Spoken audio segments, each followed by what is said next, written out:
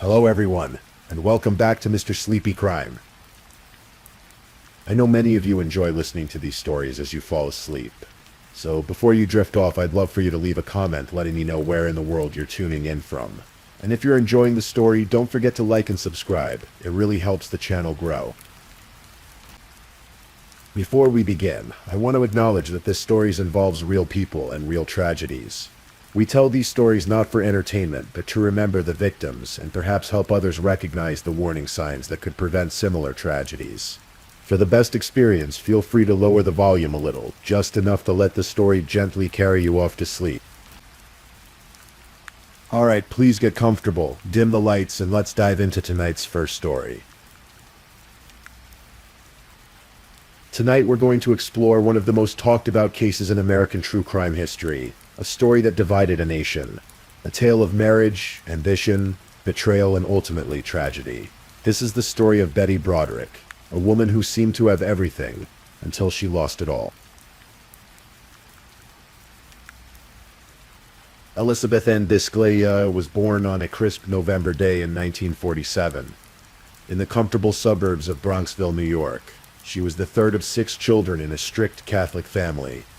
Her father, Frank, owned a successful plastering business, and her mother, Marita, kept a traditional home. The Bisceglia household was one of order and expectation. There were rules to follow, traditions to uphold, and a clear path laid out for the girls in the family. Betty, as she was called, grew up knowing exactly what was expected of her. She would attend Catholic schools. She would be careful with dating. She would find a good Catholic man. She would support him while he worked. And she would be blessed in her later years with beautiful grandchildren. This was the script written for girls of her generation and social class. And Betty, by all accounts, was the perfect Catholic schoolgirl. She bought into the program completely. She attended Maria Regina High School in Hartsdale, then graduated from Eastchester High School in 1965. She was bright, vivacious, with a sharp wit and quick intelligence. Betty had dreams, but they were the acceptable dreams of her time. Marriage, family, a comfortable life. In the fall of 1965, 17-year-old Betty was a freshman at the College of Mount St. Vincent in the Bronx. That autumn, she and a friend took a chaperone trip to South Bend, Indiana, for a Notre Dame football weekend. It was at a party during that weekend that she met Daniel Broderick III. Dan was a senior at Notre Dame, tall, ambitious, intelligent, and charming. He had plans. Big plans. He was going to attend medical school at Cornell University. He was going to be successful. He was going to make something of himself. Dan was captivated by the pretty girl from New York. When the weekend ended and Betty returned home, Dan didn't forget about her. He pursued her with letters and telegrams, a courtship that spanned hundreds of miles. The following year, when Dan moved to Manhattan to begin his studies at Cornell Medical School, their relationship deepened. Betty would later describe Dan as very ambitious, very intelligent, and very funny. She recognized kindred spirits in each other. "I am those 3 things," she said. "We were from the same kind of background.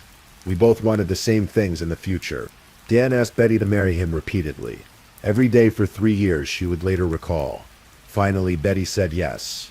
On April 12, 1969, in an elaborate ceremony in Eastchester, New York, Betty Bisceglia became Mrs. Daniel Broderick. She was 21 years old. The future stretched before them, bright with promise. The early years of their marriage were lean. Dan was still in medical school, and money was tight. Betty worked multiple jobs to support them. She took whatever work she could find, secretarial positions, odd jobs, anything to keep them afloat while Dan pursued his education. She wore second-hand clothes while Dan, always conscious of appearances, dressed fashionably. On the Cornell campus, he became known as Dapper Dan. Betty didn't mind. This was the bargain.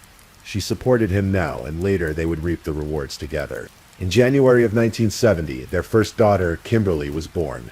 Then in July of 1971 came their second daughter, Lee. Betty was now juggling motherhood with work, still putting Dan through school. But Dan's ambitions were growing. After completing his medical degree, he made a decision that would add years to Betty's role as primary breadwinner. He wanted to go to law school, not just any law school, Harvard Law School. He wanted to become a medical malpractice attorney. combining his medical knowledge with legal expertise. Betty supported this decision. After all, this was their plan. Sacrifice now, prosperity later. She continued working. She continued caring for their young daughters. She continued holding their life together while Dan studied in Cambridge, Massachusetts. In 1973, the Brodericks moved to San Diego, California. Dan had completed his education, both medical school and law school, and it was time to begin building the life they had always talked about. Dan joined a prestigious law firm specializing in medical malpractice cases, and slowly, steadily, their fortunes changed. In 1976, their first son, Daniel Jr., was born. Then in 1979, their youngest child, Rhett, named after Rhett Butler from Gone with the Wind, Dan's favorite movie, completed their family of 6. The money began flowing in. Dan was brilliant in the courtroom, and his cases brought substantial settlements. The Brodericks moved to an elegant home in La Jolla, one of San Diego's most affluent neighborhoods. They joined the La Jolla Country Club and the Fairbanks Ranch Country Club. They vacationed. They socialized with San Diego's elite. Betty, who had worn second-hand clothes and worked multiple jobs, now lived in luxury. She was a stay-at-home mother, active in her children's schools, involved in church and community activities. By all outward appearances, they had achieved the dream. Dan was earning over $1 million a year. They had 4 healthy, beautiful children. They had the mansion, the country club memberships, the social standing. Betty had done everything right. She had followed the script perfectly. But beneath the surface, cracks were forming. Betty would later say that Dan had begun to change. He spent more and more time at the office. So when he was home, he seemed distant, critical. He made comments about Betty's appearance, about their home. Little cutting remarks that made her feel she was somehow falling short of his expectations. After years of building their life together, after all the sacrifices she had made, Betty was beginning to feel like Dan was unhappy with what they had built. Or perhaps unhappy with her. In the fall of 1982, something happened that would set events in motion toward an inevitable tragedy. Dan hired a new legal assistant for his firm. Her name was Linda Kolkina. She was 21 years old, the same age Betty had been when she married Dan. Linda had been born in Salt Lake City, Utah, the youngest of 4 sisters in a Danish-American family. She'd worked briefly as a Delta Airlines flight attendant before moving to San Diego. She was pretty, blonde, vivacious, and she was now working closely with Dan Broderick every single day. Betty began to notice things. She overheard a conversation at a party where Dan called Linda beautiful. She noticed Dan was working even later hours. By October of 1983, Betty's suspicions had crystallized into a gnawing certainty. She confronted Dan. Was he having an affair with his young assistant? Dan denied it. He denied it completely, repeatedly. He told Betty she was being paranoid, jealous, irrational. For someone as intelligent as Betty, for someone who had supported Dan through all those years of education. These denials were frustrating. But what could she do? She had no proof. Just a sick feeling in her stomach and the knowledge that something fundamental had shifted in her marriage. Dan continued to deny the affair for over 2 years. But in February of 1985, he moved out of the family home. Just like that. 16 years of marriage, 4 children, all those sacrifices, and Dan was leaving. Betty was devastated. She was also furious. And then finally, Dan admitted the truth. Yes, he had been having an affair with Linda Kolkina. It had been going on for 3 years. 3 years of lies. And now he wanted a divorce. What followed was one of the most bitter, acrimonious divorces in San Diego history. A 5-year legal battle that would become the stuff of local legend, that would eventually make national news, that would divide public opinion and end in bloodshed. Betty felt she was fighting an unwinnable battle. Dan had become the president of the San Diego Bar Association by this point. He was a prominent attorney with connections throughout the legal community. Betty would later describe trying to get a divorce from Dan Broderick as putting a housewife in the ring with Muhammad Ali. She claimed that Dan used his legal influence to make it nearly impossible for her to find representation. The divorce proceedings became increasingly hostile. There were disputes over everything. Custody of the children, division of assets, spousal support. Dan instituted a system where he would fine Betty for various infractions. If she used profanity, he docked $100 from her support payments. If she entered his property, $500, he was using money, the thing he knew mattered to Betty, the thing she had gone without for so many years while putting him through school, as a weapon. Betty's behavior became increasingly erratic. She was a woman watching her entire life dissolve. The identity she had built as Dan's wife, as the mother in an intact family, as part of a successful couple, was being stripped away, and in its place was appearing a new reality she couldn't accept. Dan was with Linda now. Dan and Linda were the couple. Betty was becoming the ex-wife.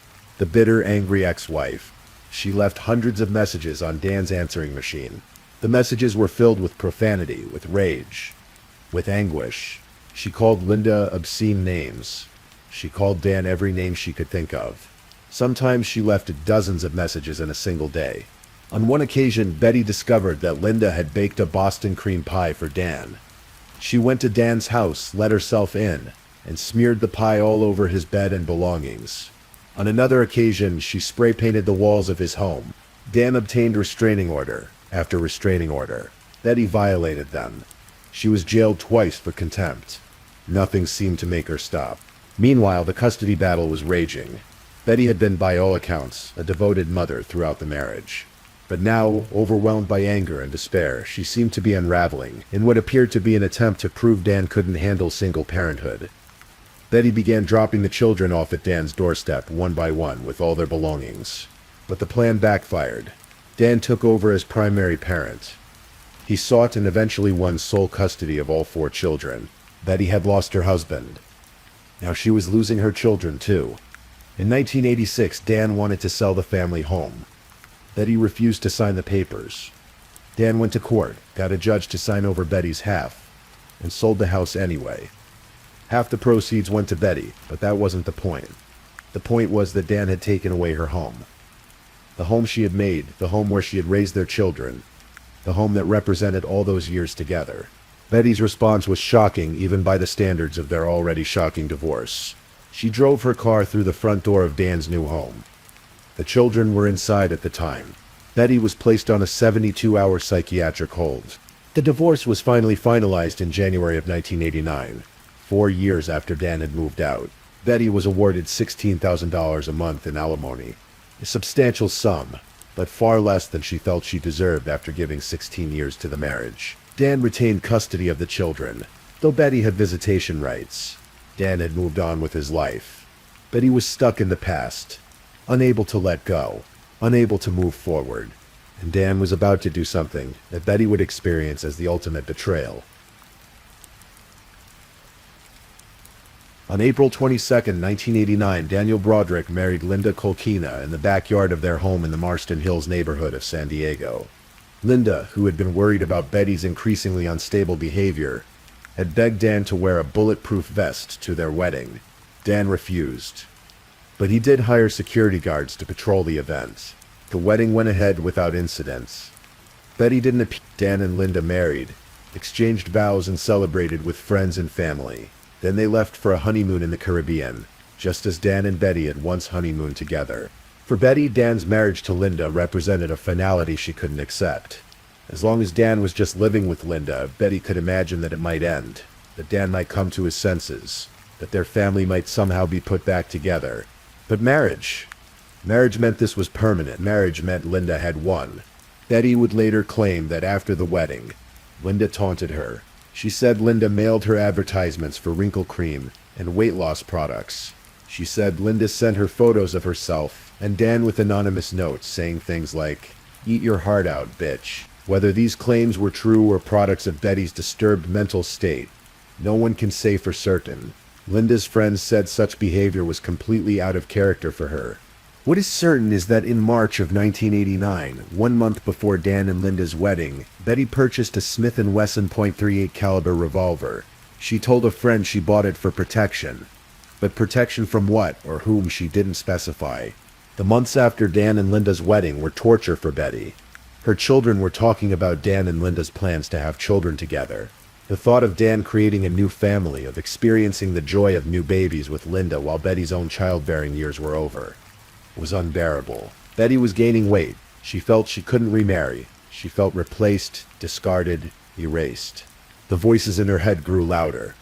Betty would later say that she allowed these voices to completely take over. Friends who spoke to her during this time said she was obsessed, talking constantly about Dan and Linda, unable to focus on anything else, unable to sleep, unable to function. November approached. November 5th would be 2 days before Betty's 42nd birthday. November 22nd would have been 2 days before Dane's 45th birthday. Betty was thinking about death, specifically her own death. She later claimed she had decided to go to Dan and Linda's house to confront them one final time and then kill herself in front of them. Whether this was her actual intention or a story concocted later to gain sympathy, we'll never know for certain. What we do know is what happened in the early morning hours of that November day. It was Sunday morning, very early. The sun had not yet risen over San Diego. The house at 1024 and Cypress Avenue in the Marston Hills neighborhood was quiet. Inside, Daniel Broderick and his wife of 7 months, Linda Colkina Broderick, were asleep in their bed. Betty Broderick had been up for hours. She had stolen a key to the house from her daughter Kim's apartment. Now at approximately 5 in the morning, she drove through the dark streets to Marston Hills. She parked. She walked to the house. She let herself in with the stolen key. She knew the layout of the house. She knew where the master bedroom was. She walked up the stairs. Her .38 revolver in her hand, she reached the bedroom. Dan and Linda were sleeping. What happened next took only seconds, though it would echo through decades. Betty opened fire. She fired 5 shots in rapid succession. 2 bullets struck Linda Colkina Broderick. One hit her in the head, the other in the chest. Linda died instantly. She was 28 years old. 1 bullet struck Dan Broderick in the chest as he apparently reached for the telephone.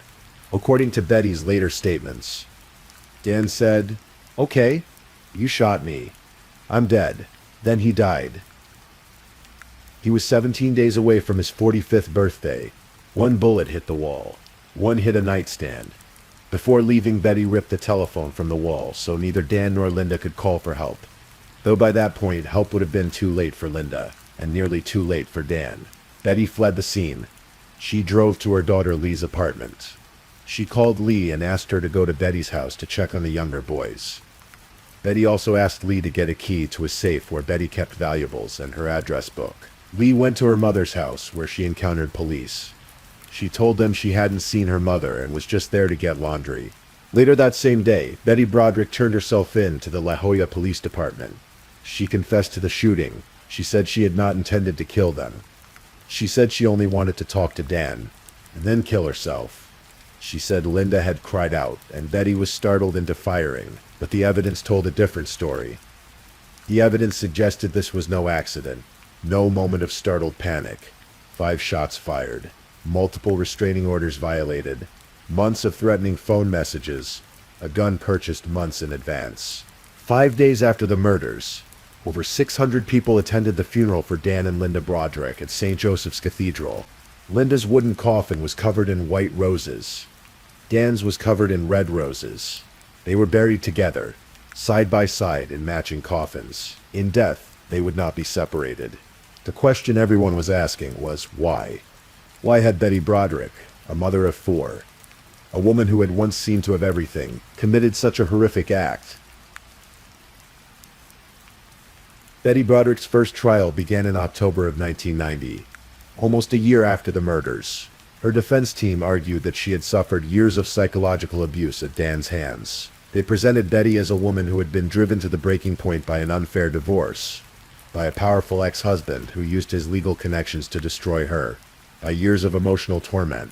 Betty took the stand in her own defense. She testified that she had no memory of pulling the trigger. She claimed she had only wanted to talk to Dan, to make him see what he had done to her, to their family. She maintained that she had planned to kill herself in front of him. The gun going off, she said, was almost an accident. The prosecution presented a very different picture. They played the messages Betty had left on Dan and Linda's answering machine, message after message, filled with profanity, with threats, with venom. They presented evidence of Betty's pattern of violating restraining orders, of stalking Dan and Linda, of harassment that had gone on for years. They presented this as a calculated murder by a vengeful woman who could not accept that her ex-husband had moved on. Betty's two eldest daughters took the stand. The family was divided. Some supported Betty, believing she had been driven to this by Dan's actions. Others believed she was a cold-blooded killer who had executed two people as they slept. After days of deliberation, the jury was hung. Two jurors held out for manslaughter, citing lack of intent. Judge Thomas J. Whelan declared a mistrial. Betty would have to be tried again. The second trial began in September of 1991. It followed much the same pattern as the first. The same attorneys, the same evidence, the same testimonies. But this time, the jury reached a verdict. On December 11, 1991, Elizabeth Ann Broderick was found guilty of 2 counts of second-degree murder. The courtroom erupted. Betty sat with what some described as a smile on her face. Her attorney tried to paint this as Betty being a social people-pleaser, unable to control her facial expressions even in moments of crisis. The prosecution said it showed her lack of remorse. In February of 1992, Betty was sentenced to 2 consecutive terms of 15 years to life, plus 2 additional years for illegal use of a firearm. The maximum sentence under California law, 32 years to life. Betty Broderick had killed the father of her children. She had made her 4 children orphans of her own making, and now she would spend the rest of her life in prison. Betty Broderick was sent to the California Institution for Women in Chino, California, where she remains to this day. She became prisoner number W42477. Her children were left to pick up the pieces. Kim and Lee were legal adults by the time of the murders. But Daniel Jr. was 13 and Rhett was just 10 years old. They went to live with Dan's brother and his ex-wife. The family was shattered, divided over the years. They would give interviews, write books, appear on talk shows, each processing the trauma in their own way. Kim, the eldest, testified against her mother's release at parole hearings. She wrote a book called Betty Broderick, My Mom. The Kim Broderick story, describing the toll their mother's obsession with vengeance had taken on the family. Kim said visiting her mother in prison was the worst heartache and sorrow I could ever imagine outside of losing her father. Lee, the second daughter, took a different view. She testified in support of her mother at parole hearings. She said Betty deserved a second chance. She offered to let Betty live with her if released. Daniel Jr. believed his mother was still hung up on justifying what she did, and shouldn't be released. He said, "In my heart, I know my mother is a good person, but along the way she got lost. Releasing a lost person into society could be a dangerous mistake." Rhett, the youngest, appeared on Oprah's show and said he wasn't surprised by what his mother had done. "I kind of suspected something bad would happen," he said. He believed his mother should be released. "She's not a danger to society," he said. "The only 2 people she was a danger to are dead." Betty's case became a cultural phenomenon. 2 made-for-TV movies were produced starring Meredith Baxter. Multiple books were written.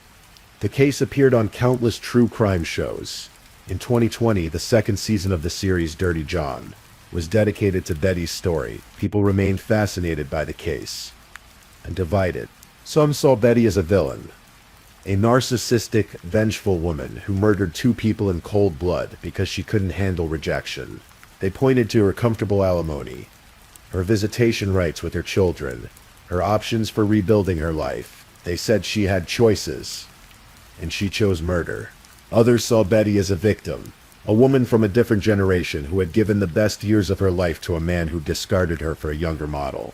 They saw a woman who had been systematically destroyed by a powerful ex-husband who used the legal system as a weapon. They saw a woman pushed beyond the limits of her endurance, who snapped under pressures that would have broken anyone. The truth, as it often is, may lie somewhere in between. Betty Broderick became eligible for parole in 2010. By then, she had been in prison for 21 years. She appeared before the parole board, and in her statement she seemed to have learned little. She continued to blame Dan and Linda for what had happened. She said, "I allowed the voices in my head to completely take over. I took the lives of 2 wonderful people who were loved by many." But when pressed for details, she repeated what she had said at trial. "Linda came at me and the gun went off." The parole board was not impressed. One commissioner told her, "Your heart is still bitter, and you are still angry."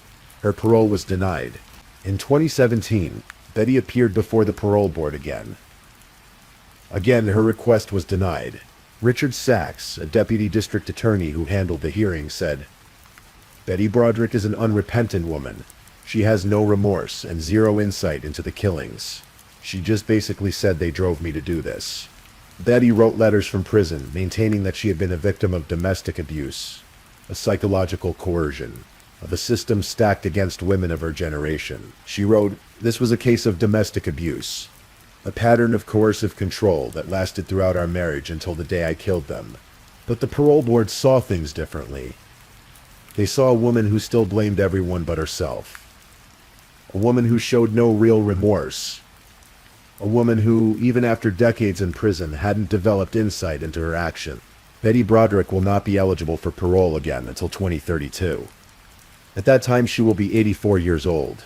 She has now been in prison for over 3 decades. She has been incarcerated longer than she was married to Dan. Her children have grown, married, had children of their own, grandchildren she can only see in a prison visiting room, a life she can only glimpse from behind bars. The case of Betty Broderick raises uncomfortable questions. Questions about marriage and sacrifice, about power imbalances in relationships, about the legal system and its treatment of women, particularly women of a certain generation, about mental health and how we recognize and treat psychological breakdown, about domestic abuse, not just physical abuse, but emotional, psychological, financial abuse. Was Betty Broderick an abused woman who finally fought back? Or was she an abuser herself who couldn't accept losing control? Did Dan Broderick systematically destroy his ex-wife? Or was he simply trying to protect himself and his new wife from a dangerous stalker? Were both things true at the same time? What's clear is that this was a tragedy with no winners. Dan Broderick, a brilliant attorney with a successful career, never got to see his children grow up, never got to build the life with Linda that they had planned. He died at 44, cut down in his own bed. Linda Colkina Broderick, who had everything to look forward to, who had just married the man she loved, who wanted nothing more than to be a wife and mother, died at 28. Her life had barely begun.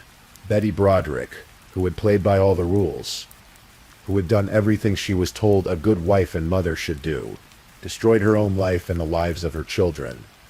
She traded years of rage for decades in prison. Whatever justice she thought she was seeking, it has eluded her, and the children, Kim, Lee, Daniel, and Rhett, lost both parents that November morning. They lost their father to murder and their mother to prison. They were left to navigate their trauma publicly, their family's dysfunction on display for the world to judge.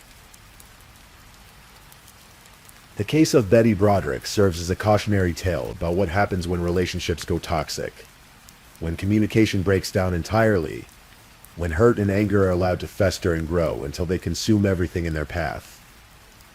It's a reminder that no one wins in these situations, that violence never solves anything, that there are always other choices, even when it doesn't feel that way. Today, Betty Broderick sits in her cell at the California Institution for Women. Dan and Linda Broderick rest in their graves at Greenwood Memorial Park, and 4 children continue to live with the consequences of that November morning in 1989. The story of Betty Broderick is one of the most famous true crime cases in modern American history. It's been dramatized, debated, analyzed, and discussed for over 3 decades. People will likely continue arguing about it for years to come, because at its heart, it's a very human story about very human emotions, love, ambition, betrayal, anger, and the terrible things people can do when those emotions spiral out of control. May this story serve as a reminder to choose differently, to seek help when relationships become toxic, to walk away before rage becomes action, to remember that no matter how justified our anger feels, violence is never the answer. If this is your first time listening to one of our true crime stories, welcome to Mr. Sleepy Crime, where we explore these cases in a calm and respectful way. I also want to take a moment to appreciate my amazing subscribers who've been rocking with me. Thank you so much for your continued support. If you're still awake and listening, don't forget to drop a comment. Let me know where you're tuning in from and the current time in your corner of the world. Or just say something to let me know you're still here. And if you haven't already, be sure to like this video and subscribe so you don't miss our next true crime stories for sleep. Now let's move on to our second story. Story 2. Tonight we're going to explore a case that shook Italy to its core. A story about love, deception, and unimaginable betrayal. So as we settle in, let me tell you about Giulia Tramontano. In the spring of 2023, Senego was like many small Italian towns near Milan. Quiet streets, familiar faces, the kind of place where neighbors knew each other's routines. This was home to Giulia Tramontano, a 29-year-old woman originally from Naples who had relocated north 5 years earlier for love. Giulia had been born on May 2nd, 1994, in Naples into a close-knit family. Her father, Franco, owned a wedding fashion agency specializing in bridal wear and men's formal attire. Her mother, Loredana Femiano, raised Giulia alongside her sister Chiara, who was pursuing her PhD, and her brother Mario. Those who knew Giulia described her as someone who moved through life gently, almost on tiptoes. She didn't demand attention, she simply existed with a quiet grace that drew people to her. After completing her education, Giulia worked in the real estate sector, eventually becoming a reservation manager at Contempora Serviced Apartments in Milan. She was good at her job, organized, professional, reliable, but her real focus as 2023 began was on preparing for motherhood. By May, Giulia was 7 months pregnant. With a baby boy she and her partner had named Tiago, the nursery was being prepared. Baby clothes had been purchased. In March, they'd even hosted a gender reveal party, popping a balloon that released blue confetti while family and friends cheered. In that video, Giulia glowed with anticipation, her hand resting on her growing belly, her smile wide and genuine.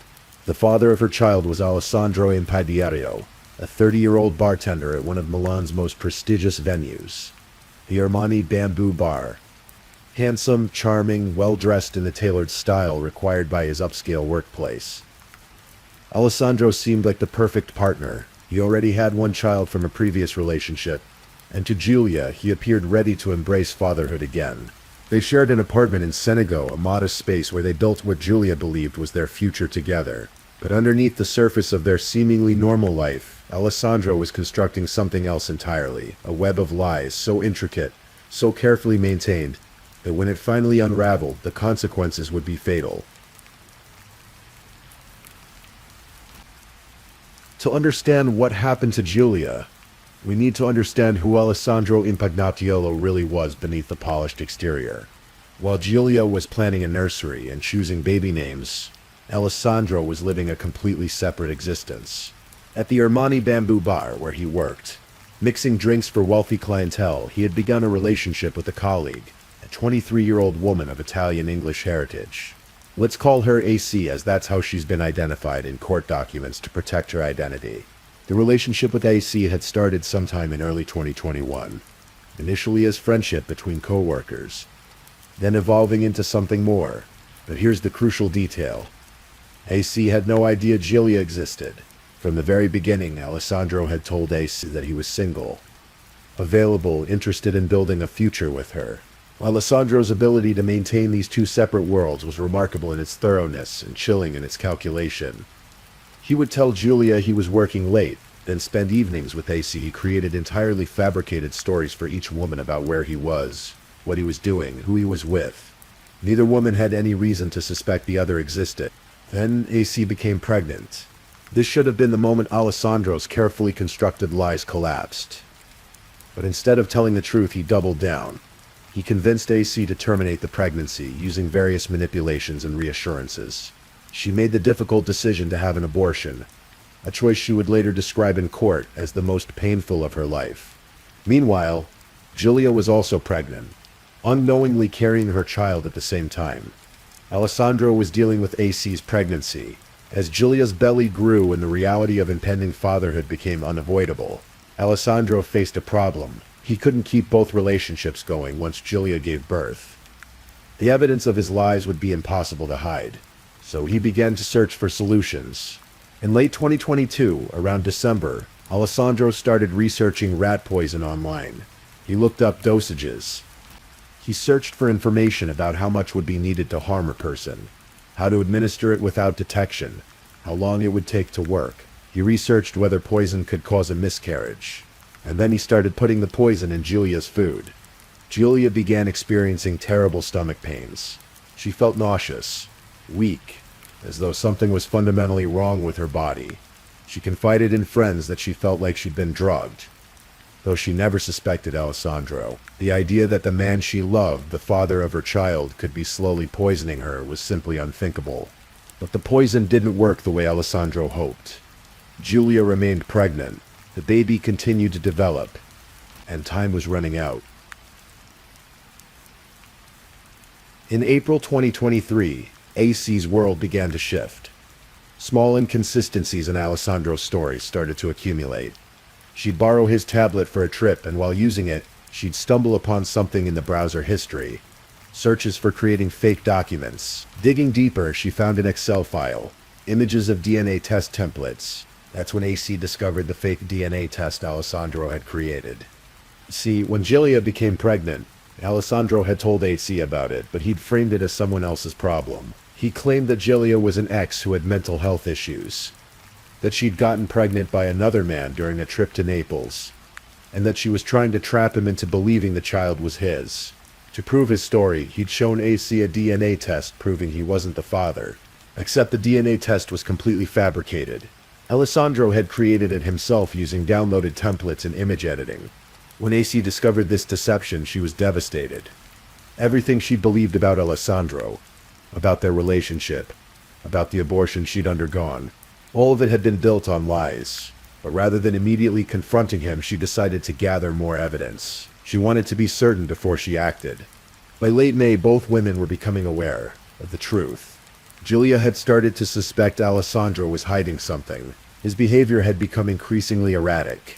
He was distant, distracted, sometimes inexplicably absent. On Saturday, May 27th, 2023, AC decided it was time for the truth to come out. She reached out to Julia directly and suggested they meet that afternoon at the Armani bar where Alessandro worked. Can you imagine that moment? Two women, both deceived by the same man, meeting to piece together the puzzle of their shared betrayal. Julia agreed to meet. That afternoon, she traveled to the Armani Hotel in Milan. She walked into the elegant bar, where Alessandro served expensive cocktails to Milan's elite. And there she met AC face to face. The two women talked. They compared notes. They shared stories, timelines, photographs. And slowly the full scope of Alessandro's deception became clear. He hadn't just lied to one of them. He'd constructed entirely separate realities for each. They called Alessandro, telling him they were together and inviting him to join them. But he didn't come. Instead, he left work and disappeared. Julia and AC continued their conversation until about 6:45 p.m. And those hours, something unexpected happened. Rather than turning on each other, the two women found solidarity in their shared experience. AC later sent Julia voice messages, urging her to protect herself and her baby, expressing regret over her own abortion, warning Julia about Alessandro's capacity for deception. In one particularly poignant message, AC said, "Please save yourself as soon as you can. Protect yourself and your child. If I had chosen to keep the baby, I would be in your same situation now." He would have had 2 children with 2 different women at the same time. Julia responded with her own plans. In a message to a friend, she said she was ready to start a new life without Alessandro. Alone with her baby, she would return to Naples to her family. She would raise Tiago herself. That evening, Julia returned home to the apartment she shared with Alessandro in Senegal. At 9:43 p.m., she sent a final message to her mother saying goodnight and telling her to rest well. That was the last anyone would hear from Julia Tramontano. What happened next took place in the privacy of the apartment Julia shared with Alessandro. The full details only emerged later through forensic evidence and Alessandro's own confession. When Julia returned home that evening, Alessandro was waiting for her. According to his later testimony, they began to talk. Julia confronted him about everything she'd learned. The lies, the other woman, the fake DNA test, the poisoning she'd endured without understanding what was happening to her. Alessandro would later describe this conversation in chillingly detached terms. He said he felt stressed. He said when his castle of lies collapsed and Julia discovered everything, "I saw defeat and I hit Julia."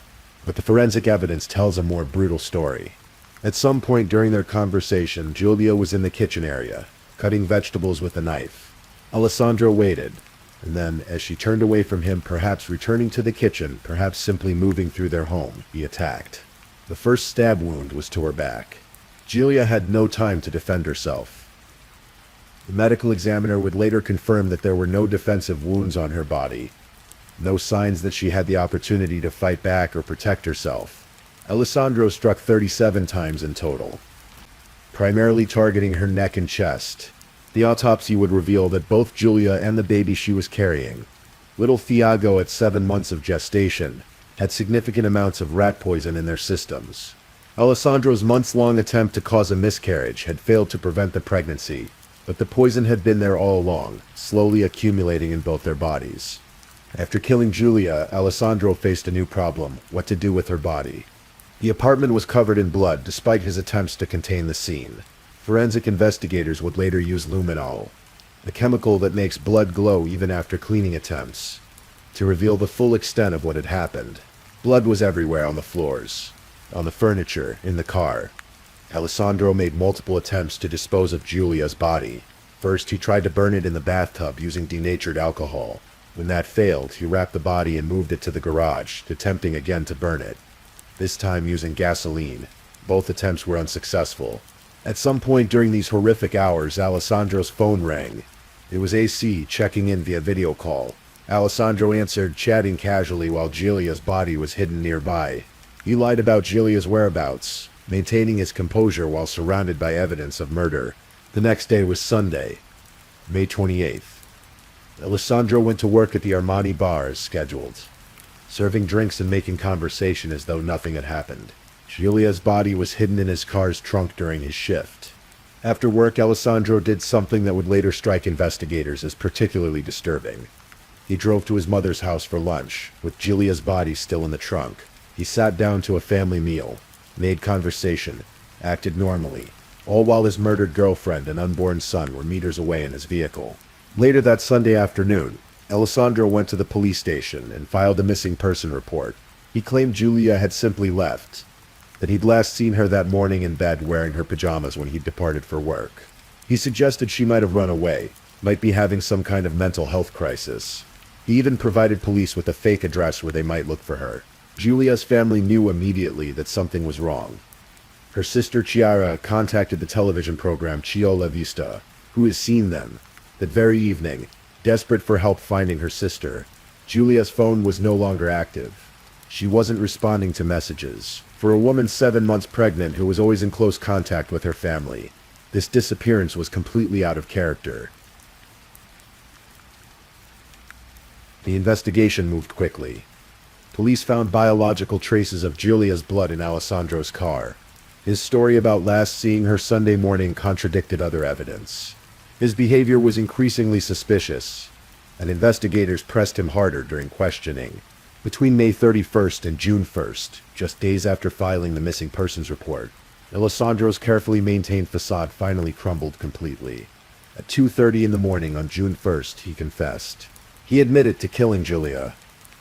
He provided investigators with instructions on where to find her body, and hours later, in a patch of grass near a garage, hidden in a small cavity just meters from where they'd lived together, police recovered the remains of Giulia Tramontano and her unborn son, Thiago. The condition of the body reflected Alessandro's desperate attempts at disposal. The failed burning, the hiding, the moving from location to location. It was a grim end to a life that had been full of hope just days earlier. Alessandro was charged with aggravated voluntary homicide with premeditation, cruelty, and the circumstance of killing a cohabitant. Additional charges included non-consensual termination of pregnancy for killing the unborn Thiago and concealment of a corpse. The trial began in January 2024, nearly 8 months after Giulia's murder.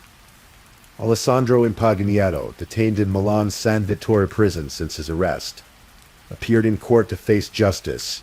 In his opening statement to the court, Alessandro made what many found to be a shocking admission, devoid of genuine remorse. "When I decided to kill Giulia," he told Judge Angela Minerva, "I didn't feel anger or desire for revenge. I decided to do it for no real reason. I was just stressed. Just stressed." as though murdering your pregnant girlfriend and unborn child was a response to everyday pressure rather than a calculated act to preserve a lie. Throughout the trial, more disturbing details emerged. The gender reveal video from March was shown in court. Alessandro and Giulia smiling and laughing as they discovered they were having a boy, while Alessandro had already been poisoning her for months. AC testified, shielded behind a screen to protect her identity. She wept as she recounted the deceptions, the fake DNA test, the abortion she'd undergone, and the guilt she felt about not realizing the truth sooner. She described how just 7 days before the murder, she'd celebrated her birthday with Alessandro. They'd filmed a video together, joking and happy, with Alessandro declaring to the camera, "By September I hope to be officially engaged to her." Giulia's mother, Loredana, testified about her daughter's character, about the plans for Tiago, about how much they'd wanted a grandchild. "I'm no longer a mother," she said, her grief raw and present. Even Alessandro's own mother testified, sobbing as she spoke. "I wanted to die. I lost my grandson Tiago and also my son Alessandro. I no longer have him." The prosecution argued for life imprisonment, emphasizing the premeditation evident in the poison research, the aggravating factors of cruelty shown in the 37 stab wounds, and the fundamental betrayal of killing someone you lived with and claimed to love. The defense attempted to argue against premeditation, pointing to what they called Alessandro's clumsy behavior after the murder as evidence that it hadn't been planned. They claimed the poison had only been intended to cause a miscarriage, not to kill. They asked for mitigating circumstances to be considered, suggesting Alessandro had acted out of a narcissistic wound when his lies were exposed. Court-appointed psychiatric experts evaluated Alessandro's mental state. They found him to have narcissistic and psychopathic personality traits, but determined he was fully mentally competent at the time of the murder. He showed no signs of mental illness, no confusion, no impaired capacity to understand his actions. He simply chose to kill rather than face the consequences of his deceptions. On November 25, 2024, International Day for the Elimination of Violence Against Women, the Court of Assizes of Milan delivered its verdict. Alessandro Impagnatiello was sentenced to life imprisonment with 3 months of daytime isolation. The court maintained most of the aggravating circumstances: premeditation, cruelty, and the cohabitation relationship with the victim. They excluded only the circumstance of feudal motives, finding that while Alessandro's reasons were horrific, they were motivated by his desire to hide his double life. In addition to the life sentence, Alessandro received an additional 7 years for the charges of concealment of a corpse and non-consensual termination of pregnancy. The court ordered him to pay $200,000 in compensation to both Giulia's father and mother, and $150,000 each to her sister Chiara and brother Mario. The Tramontano family embraced and wept when the sentence was read. Outside the courthouse, they participated in a flash mob against violence toward women, holding a banner with Giulia's photo and the words "Never Again Violence."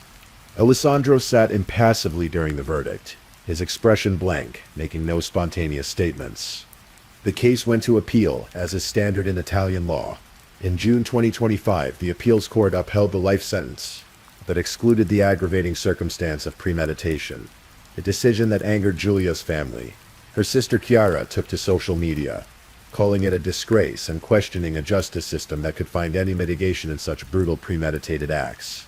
In July 2025, Alessandro made one final attempt that many found particularly galling. He requested access to restorative justice, a program meant for offenders who show genuine remorse and understanding of their crimes. The judges rejected his request, finding that he had never shown concrete signs of awareness of what he had done or genuine remorse for his actions.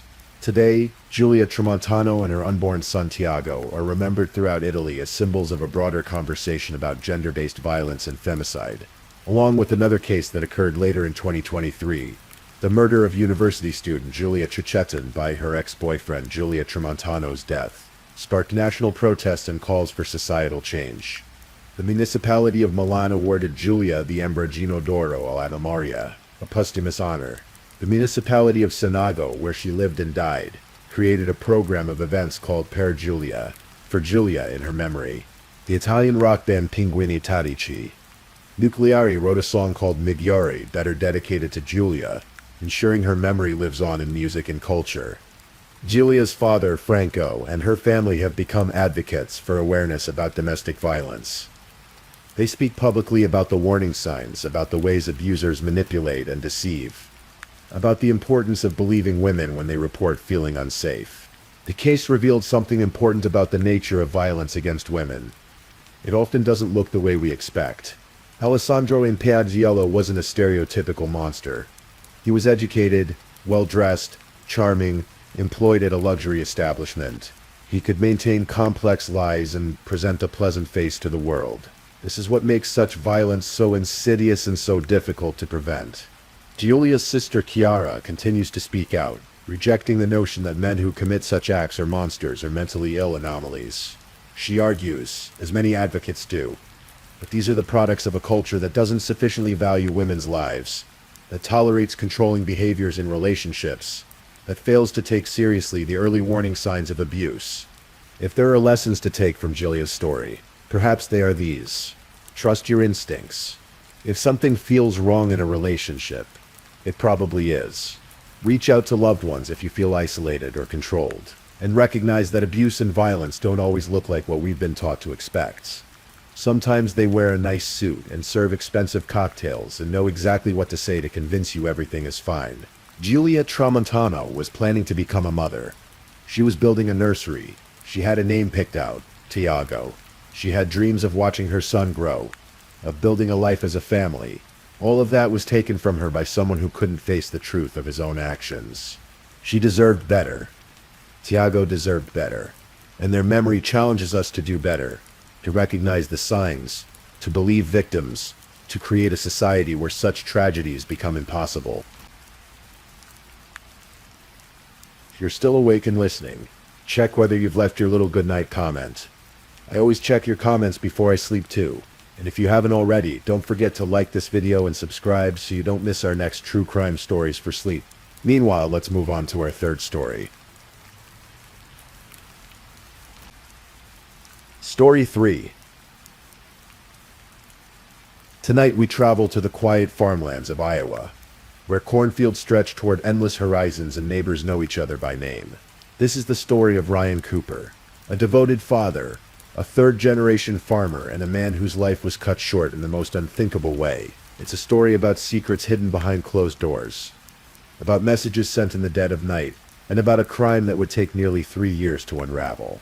So as we settle in, let me tell you what happened on that summer night in Traer, Iowa. Ryan Roy Cooper was born on June 1st, 1979, in Waterloo, Iowa. From the moment he could walk, he wore cowboy boots and played with toy tractors on his family's living room floor. Farming wasn't just what the Coopers did. It was who they were. Ryan's father, Jan, had built Cooper Farms into a respected operation, and Ryan grew up knowing he would one day carry on that legacy. Those who knew Ryan described him as a man of few words, but deep loyalty. He was the kind of person who showed up when you needed help, whether you were a family friend or simply a neighbor facing hard times. In a small town like Traer, population barely over 1,600, that kind of character mattered. Ryan graduated from North Tama High School in 1998, and by his early 20s, he was fully immersed in the family farming business. He loved customizing anything with the motor tractors, snowmobiles, jet skis. His attention to detail was legendary. Every piece of equipment gleamed. Every landscape project was carefully planned. Friends joked that you could always spot Ryan by the phone, clipped to his hip, a headset over his baseball cap, and work boots with his pant legs hanging over the tops. But more than anything, Ryan loved being a father. He had 4 children: Cole, Cade, Cable, and Cortland.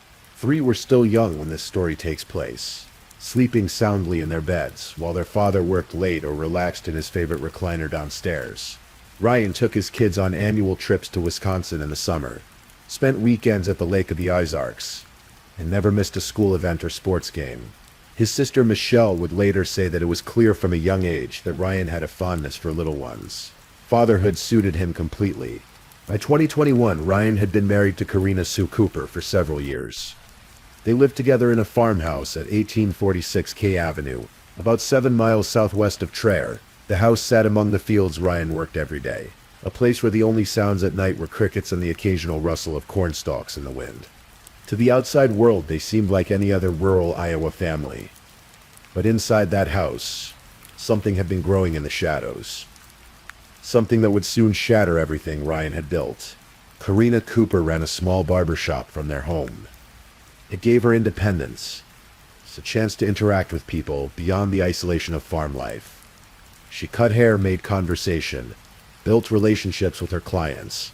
On the surface, it seemed like a wholesome small business, but Karina had secrets. In the months before Ryan's death, Michelle Wilson, Ryan's older sister who handled the books for Cooper Farms, noticed something troubling. Karina's bank accounts were constantly overdrawn.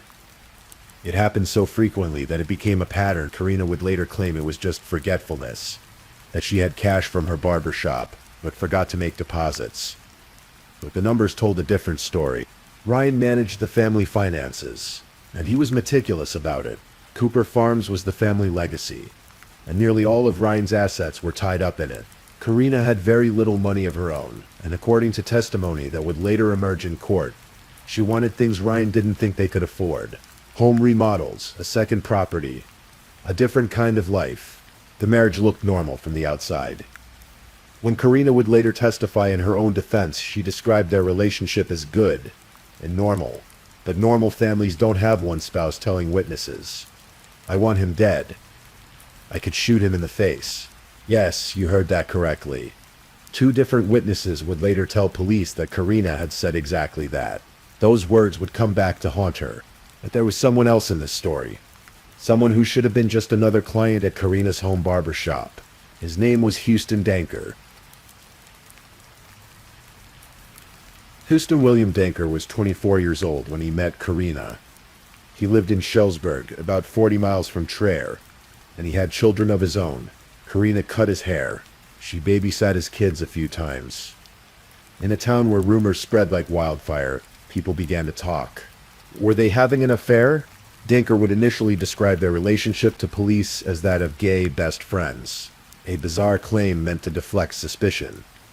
He told investigators that Karina was just someone he talked to occasionally on Snapchat. Nothing more. The rumors in Traer, he said, were just small-town gossip because she cut his hair. But the truth was far different. Karina and Houston were messaging constantly on Snapchat, an app designed to make messages disappear. They chose it deliberately. By early 2021, their conversations had turned intimate, then sexual, then something darker. In one message, after Danker sent an explicit text to Karina, she responded, "Here's hoping for a rogue semi today. Big accident, no survivors." She was talking about Ryan, wishing for him to die in a trucking accident. The messages continued. They talked about being together, about getting married, and having children. Never mind that Karina had her tubes tied, making more children impossible.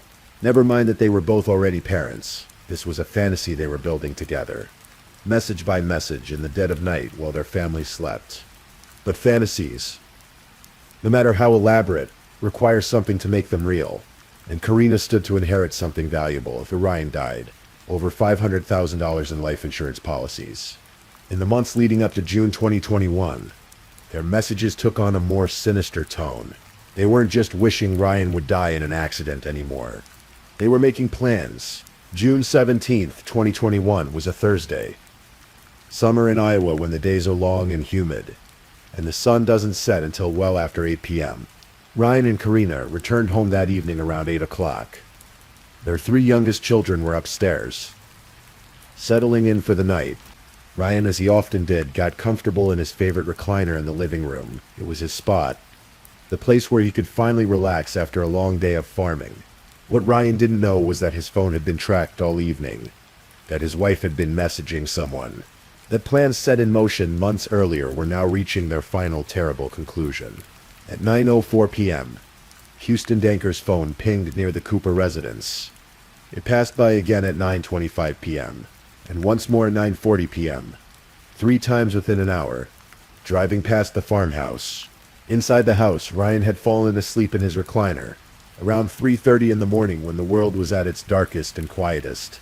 Snapchat messages began flying between Karina and Houston. The content of these messages would later chill investigators. "Remember those casings? Fucking remember those. No ifs, ands, or buts, Danker wrote. Less than 15 seconds later, Karina responded absolutely 100%. Okay, babe. Seriously putting the phone down, Danker wrote back. Have to get this shit done. Minutes passed. The house remained silent except for the sound of Ryan's breathing as he slept in his chair. Then 2 shots rang out. Both bullets struck Ryan on the left side of his face, fired at close range from a .22 caliber rifle. The medical examiner would later testify that either wound would have been independently fatal, meaning either shot alone could have killed him. The bullets penetrated his skull and brain. There were stippling marks on his skin, indicating the gun had been within a few feet of him when it was said. Ryan never woke up. He never moved. He never had a chance. One .22 shell casing was found on the floor near the recliner, but no gun was anywhere near Ryan's body. The second casing was never found, possibly having fallen into a nearby floor vent, or possibly removed from the scene entirely. Blood pooled around the recliner. Forensic analysts would later reconstruct the scene, determining that the seldom-used living room door had been closed during the shooting, then opened while Ryan's blood was still wet, leaving telltale patterns on the door itself.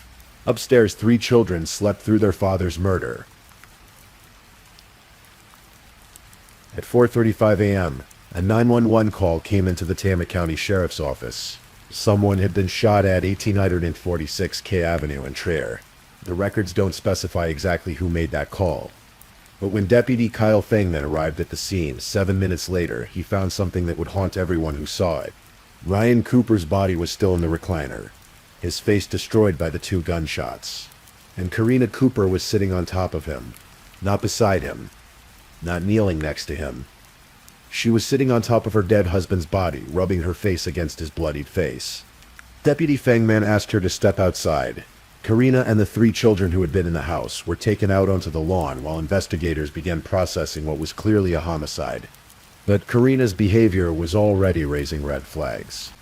Forensic bloodstain analyst Kenneth Martin would later testify that Karina's actions sitting on Ryan's body and pressing her face against his had the effect of disturbing the blood evidence. More specifically, it could have been an attempt to mask gunshot residue on her own face and hands by contaminating herself with Ryan's blood. Karina's placing her hand across Mr. Cooper and hugging him. Martin explained to the jury during trial, Mr. Cooper could have some blood on his face, which could be moving that blood around, which could be changing the appearance of the stain. Was it grief, or was it something more calculated? Before calling 911, Karina had called someone else first. Ryan's older brother, Aaron Cooper, who lived just a few minutes away and was a volunteer firefighter. Aaron would testify that he immediately called 911 himself while pulling out of his driveway to help. When Aaron arrived at the scene and was led inside, he saw what no family member should ever have to see. His brother, dead in his favorite chair. The image would haunt him, leaving him unable to sleep in his own home for the first few nights after the murder. Iowa DCI Special Agent Ryan Herman arrived to interview Karina that same morning, June 18th. At first, Karina told a simple story. She'd been asleep upstairs. She woke up, came downstairs, and found Ryan shot. She had no idea what happened. She seemed genuinely distraught, but then something unexpected occurred. During a break in Karina's interview, Aaron Cooper, who was being questioned separately, told investigators something crucial. He mentioned that Ryan had recently seen a suspicious Snapchat message on Karina's phone. The message was from someone named Houston Danker, and it referenced seeing you naked and mentioned a married woman. When investigators returned to question Karina about Danker, her entire demeanor changed. She forcefully denied any intimate relationship with him. She said the Snapchat incident was a non-issue because Danker had assured her the message was meant for someone else. She claimed he was just a friend she had on Snapchat, that she'd cut his hair and babysat his kids a few times, but that was it, nothing more. The investigators weren't convinced, but they had no evidence yet to challenge her story. In a separate interview that same day, Houston Danker also denied having any affair with Karina.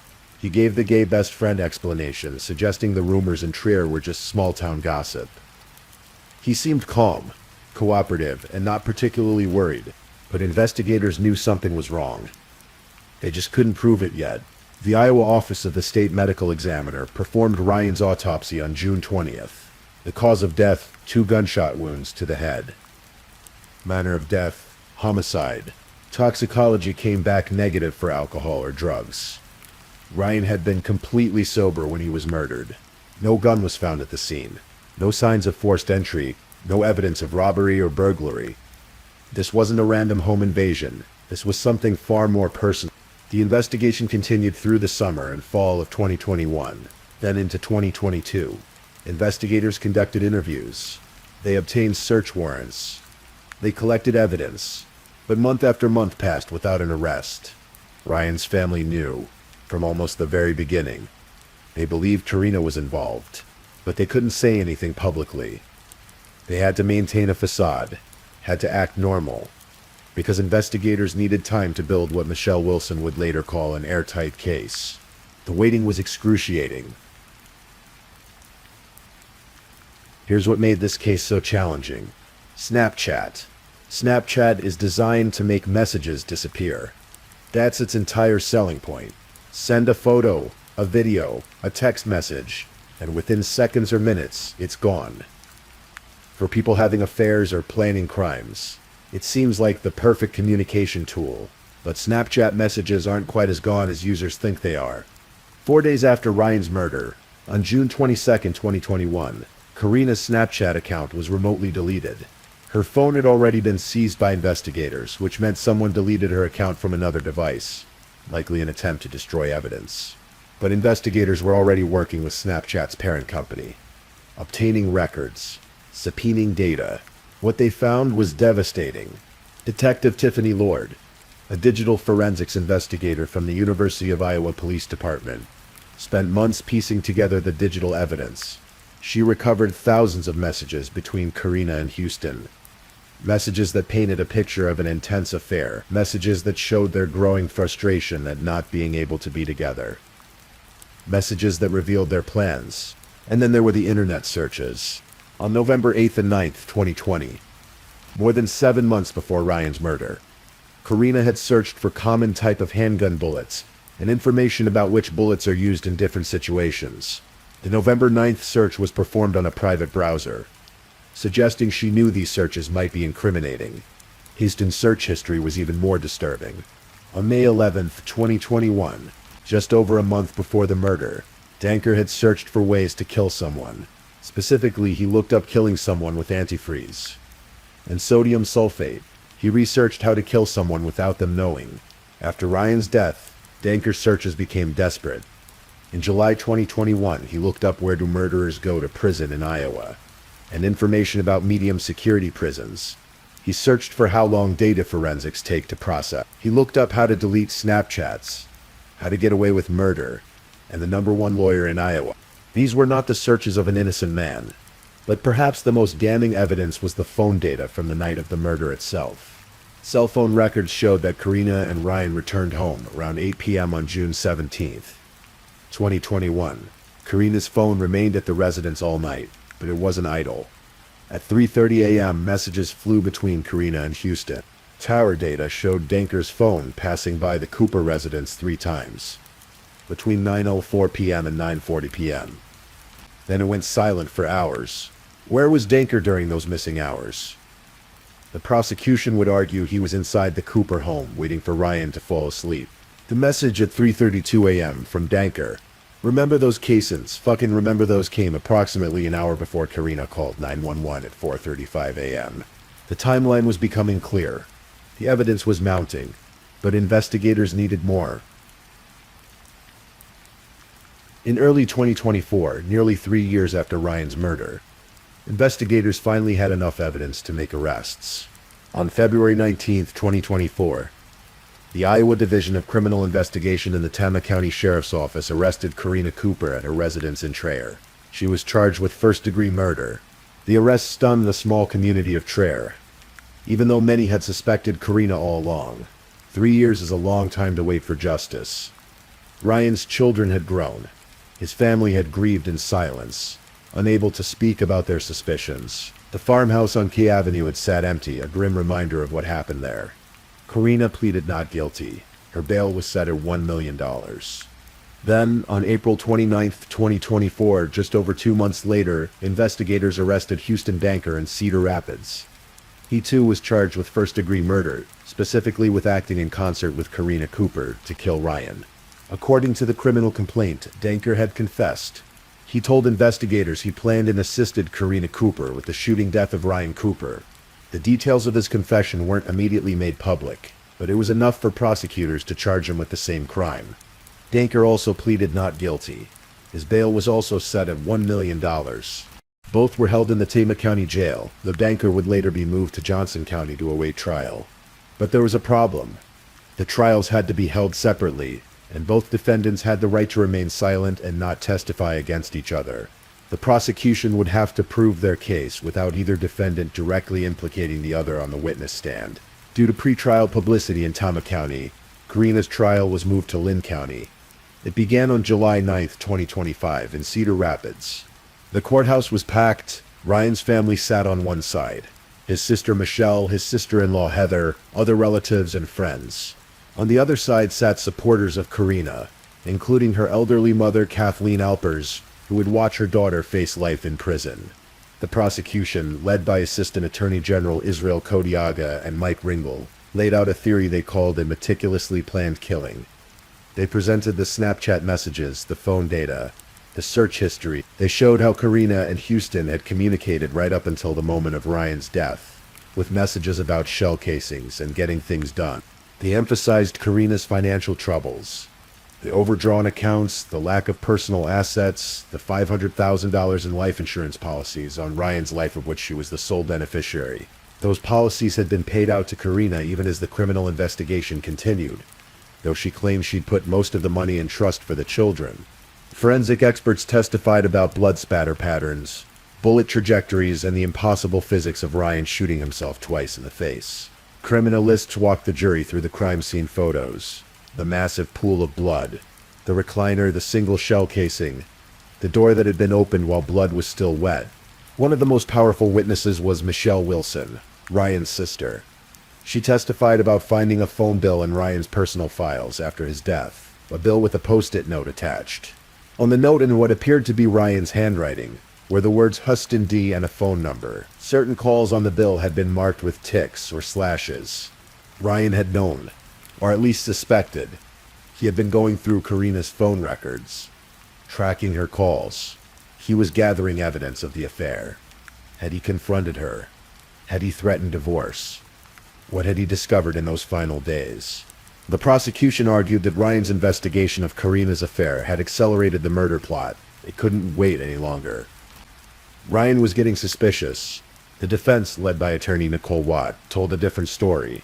She argued that Houston Danker was the real killer, that he had acted alone, and that Karina was a victim of his manipulation. The affair was mostly just an online fantasy, Watt claimed. Not a real relationship. Danker was coercive, controlling, threatening. Karina was scared of him.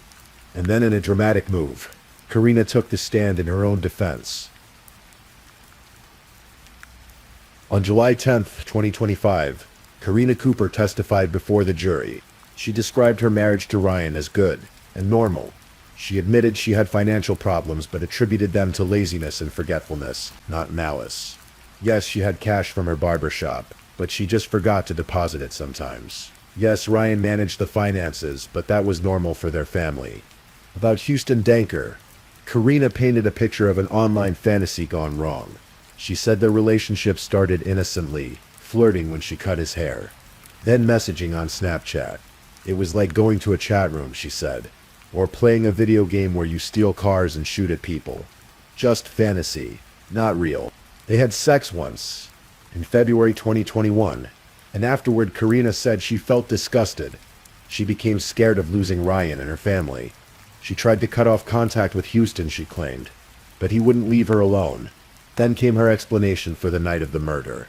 Karina testified that Houston had killed Ryan, and that she knew he was the killer, but she didn't tell police because she was terrified. He was threatening her and the children. In September 2021, months after the murder, Danker was allegedly watching her, sending her Snapchats saying he knew where she was and what she was wearing. When prosecutors asked why she didn't tell investigators about these threats during any of her interviews, Karina said she panicked. The prosecution's cross-examination was brutal. Assistant Attorney General Israel Kodiaga pointed out the inconsistencies in her story. He reminded her of the messages she'd sent. The one about hoping Ryan would die in a truck accident. The one responding absolutely 100% when Danker told her to remember the shell casings. The message sent at 3:37 a.m. saying simply go right before the murder. He pointed out that she'd sat on Ryan's dead body, contaminating the crime scene. That she'd told witnesses she wanted Ryan dead and could shoot him in the face. That she had his tubes tied, making the fantasy of having children with Danker physically impossible, yet she'd let that fantasy continue. Kodiaga reminded the jury of her search history, looking up bullet types months before the murder, searching on a private browser so there'd be no record. And perhaps most damning, when forensic analysts tested a Ruger 1022 rifle found in Houston Danker's possession, the shell casings matched the one found at the crime scene. Karina had no answers that satisfied the jury. She cried. She claimed she was scared, but the evidence was overwhelming. Houston Danker had been subpoenaed to testify, but through his attorney he invoked his Fifth Amendment right against self-incrimination. The jury never heard from him directly, only through his old police interviews where he'd lied about the affair, and through the messages he'd sent to Karina. On July 11, 2025, after 6 days of testimony, the jury began deliberations at 1:18 p.m. They took a brief break around 4 p.m. due to severe weather warnings. Then at 4:51 p.m., just over 3 hours of deliberation, they returned with a verdict. Guilty. First-degree murder. The courtroom erupted in emotion. Some people cried quietly. Others embraced. Ryan's family held each other, processing the moment they'd waited 4 years to see. Karina Cooper stood as Tama County Sheriff. Casey Schmidt placed her in handcuffs and led her out of the courtroom. Houston Danker's trial was scheduled to begin on August 12, 2025, in Johnson County. He'd pleaded not guilty and was preparing an alibi defense, claiming he'd been at his parents' home near Trier at the time of Ryan's murder. But on August 12th, just moments before jury selection was set to begin, something unexpected happened. Houston Danker changed his plea to guilty. Standing before 6th Judicial District Chief Judge Lars Anderson, Danker acknowledged that he and Karina Cooper were lovers and had planned Ryan's murder together over the course of 4 to 5 months. He admitted to first-degree murder, confirming that he had acted in concert with Karina to kill Ryan Cooper. The details of exactly who pulled the trigger remained unclear, both during Karina's trial and after Danker's guilty plea. The prosecution had argued that there were 2 possible scenarios. Either Karina was the shooter, or Danker was the shooter with Karina's help. Under Iowa law, it didn't matter. Both were equally guilty of first-degree murder. Danker's guilty plea meant there would be no trial, no chance for his story to be heard publicly. His attorney Leon Spies would later describe Danker as blinded both emotionally, spiritually, morally, and said this had led him to help Karina murder her husband. Danker's sentencing was set for October. On September 19, 2025, Karina Cooper returned to the Tama County Courthouse in Toledo for her sentencing hearing. Before the judge pronounced sentence, he first addressed Karina's motion for a new trial. Her attorneys argued that the evidence didn't support the verdict, that the jury had gotten it wrong. Judge Lars Anderson disagreed. He cited the weight of the evidence, specifically mentioning Miss Cooper's relationship with Mr. Danker and the messages with Mr. Danker, both before and particularly the night and morning of the murder, messages which directly implicate Miss Cooper in Ryan Toper's death. The motion for a new trial was denied. Then came the victim impact statements. Heather Cooper, Ryan's sister-in-law, spoke first. She and her husband Aaron were now raising Karina and Ryan's 3 children alongside their own. She talked about the horror Aaron experienced being first on the scene, the images that haunted him, the fear that kept him from sleeping in their own home, those first few nights. I forever pray she did not damage them from loving, Heather said of the children. I go places now and it feels different than what once happy memories her and her lover have destroyed. She destroyed so much of a positive future and ruined so much of a past. Then Michelle Wilson, Ryan's older sister, delivered one of the most powerful victim impact statements the courtroom had ever heard. She'd begun writing notes for this moment 4 years earlier, starting the day after Ryan's murder, the day the family learned Karina was responsible. Michelle talked about Ryan's dreams, how from the time he could walk, he played with toy tractors and wore cowboy boots, how he grew into a devoted father who never missed his children's activities, how he worked the family farm carrying on the legacy he'd been born into, The heinous crime was committed in their home, while 3 of the children slept upstairs. Michelle said, her voice strong despite the emotion. No efforts were made by the person responsible to protect his children. She talked about living behind a facade for years, knowing Karina was guilty but unable to speak out while investigators built their case. She talked about the lifetime moments Ryan was missing. Father's Days, family events, his children's milestones. And then, her final words to Karina: "There is no sentence for you that would adequately punish you for your evil, vile, selfish, delusional, and narcissistic actions. I will waste no time and no energy in addressing you about that. My full, complete, and final message to you is, go to hell." Judge Anderson then addressed Karina directly. Mr. Cooper was, by what I heard at trial, a hard-working, kind, generous man who loved his children and his many friends. The judge said, "This was a senseless crime. Your actions, whether you were the one who shot Mr. Cooper or whether aiding and abetting Houston Danker resulted in his death, you deprived your children of not only a father but of a mother." The sentence was mandatory under Iowa law. Life in prison without the possibility of parole. Karina Cooper was also ordered to pay a $150,000 in restitution to Ryan's estate, plus additional amounts to crime victim services. She would provide a DNA sample to the Department of Correctional Services. She would spend the rest of her life behind bars. Karina chose not to make a statement. She was led from the courtroom in handcuffs. 2 weeks later, on October 3rd, 2025, Houston Danker appeared for his own sentencing hearing. Ryan's family delivered similar impact statements, with Michelle Wilson calling both Danker and Karina psychopaths, who had plotted her brother's death like it was just an item on their checklist. Judge Anderson sentenced Danker to the same mandatory punishment, life in prison without parole, plus $150,000 in restitution. Both killers would spend the rest of their lives in Iowa prisons, never to walk free again. Ryan Cooper's 4 children lost both parents that night in June 2021. Their father was murdered. Their mother became his killer. The 3 youngest children who were sleeping upstairs that night are now being raised by their Uncle Aaron and Aunt Heather Cooper. Ryan's oldest child, who was already out of high school when the murder occurred, is making their way in the world without a father. The family created the Ryan Cooper Family Foundation in his memory. It helps families experiencing hard times, the same way Ryan would have helped them when he was alive. Whether someone needed financial assistance or just a helping hand, Ryan had been there. The foundation carries on that legacy. Cooper Farms continues to operate, with Ryan's brother Aaron likely carrying on the work Ryan can no longer do. The fields still need planting every spring. The harvest still comes every fall. The land endured, but the farmhouse at 1846 K Avenue stands as a reminder of what was lost. A reminder that evil can hide in the most ordinary places. That betrayal can come from the person sleeping beside you. That messages sent in the darkness can lead to unspeakable acts. Ryan Cooper died at 42 years old, far too young, with so much life left to live. He never got to see his youngest children graduate. Never got to meet potential grandchildren. Never got to retire from farming and enjoy the life he'd built. His family was sentenced to life without Ryan. As Michelle Wilson said, "There is no real justice when murder is involved. There is only the small comfort of knowing the killers are locked away, unable to hurt anyone else. The case is closed now." Karina Cooper and Houston Danker sit in separate prisons. The Snapchat messages have been preserved as evidence. The search histories documented. The blood spatter analyzed.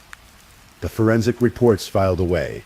But in a small town in Iowa, Ryan Cooper is still remembered. Not for how he died, but for how he lived. As a father who loved his children. As a farmer who worked his family's land. As a friend who showed up when needed. As a man who deserved so much better than the death he received. That is Ryan's true story. And that's why we remember his name. Rest well.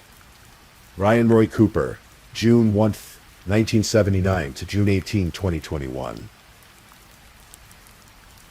Please, I'm just putting it out there. If you're still awake and listening, drop a comment. Let me know where you're tuning in from, the time in your part of the world, or just say something to let me know you're still with me. And of course, if you haven't already, like this video and subscribe so you don't miss the next true crime story for sleep. Now, let's move on to our 4th story.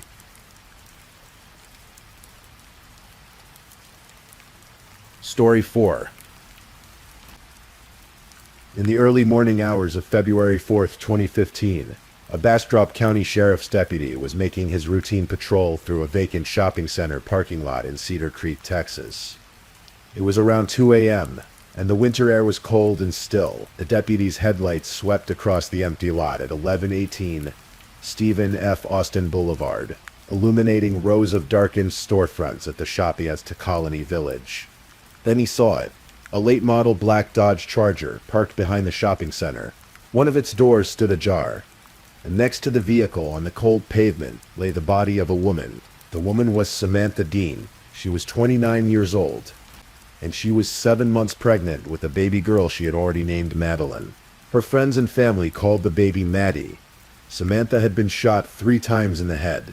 Nearby investigators would find marijuana scattered in her car, as if someone had wanted the scene to look like a drug deal gone wrong. But Samantha Dean was no drug dealer.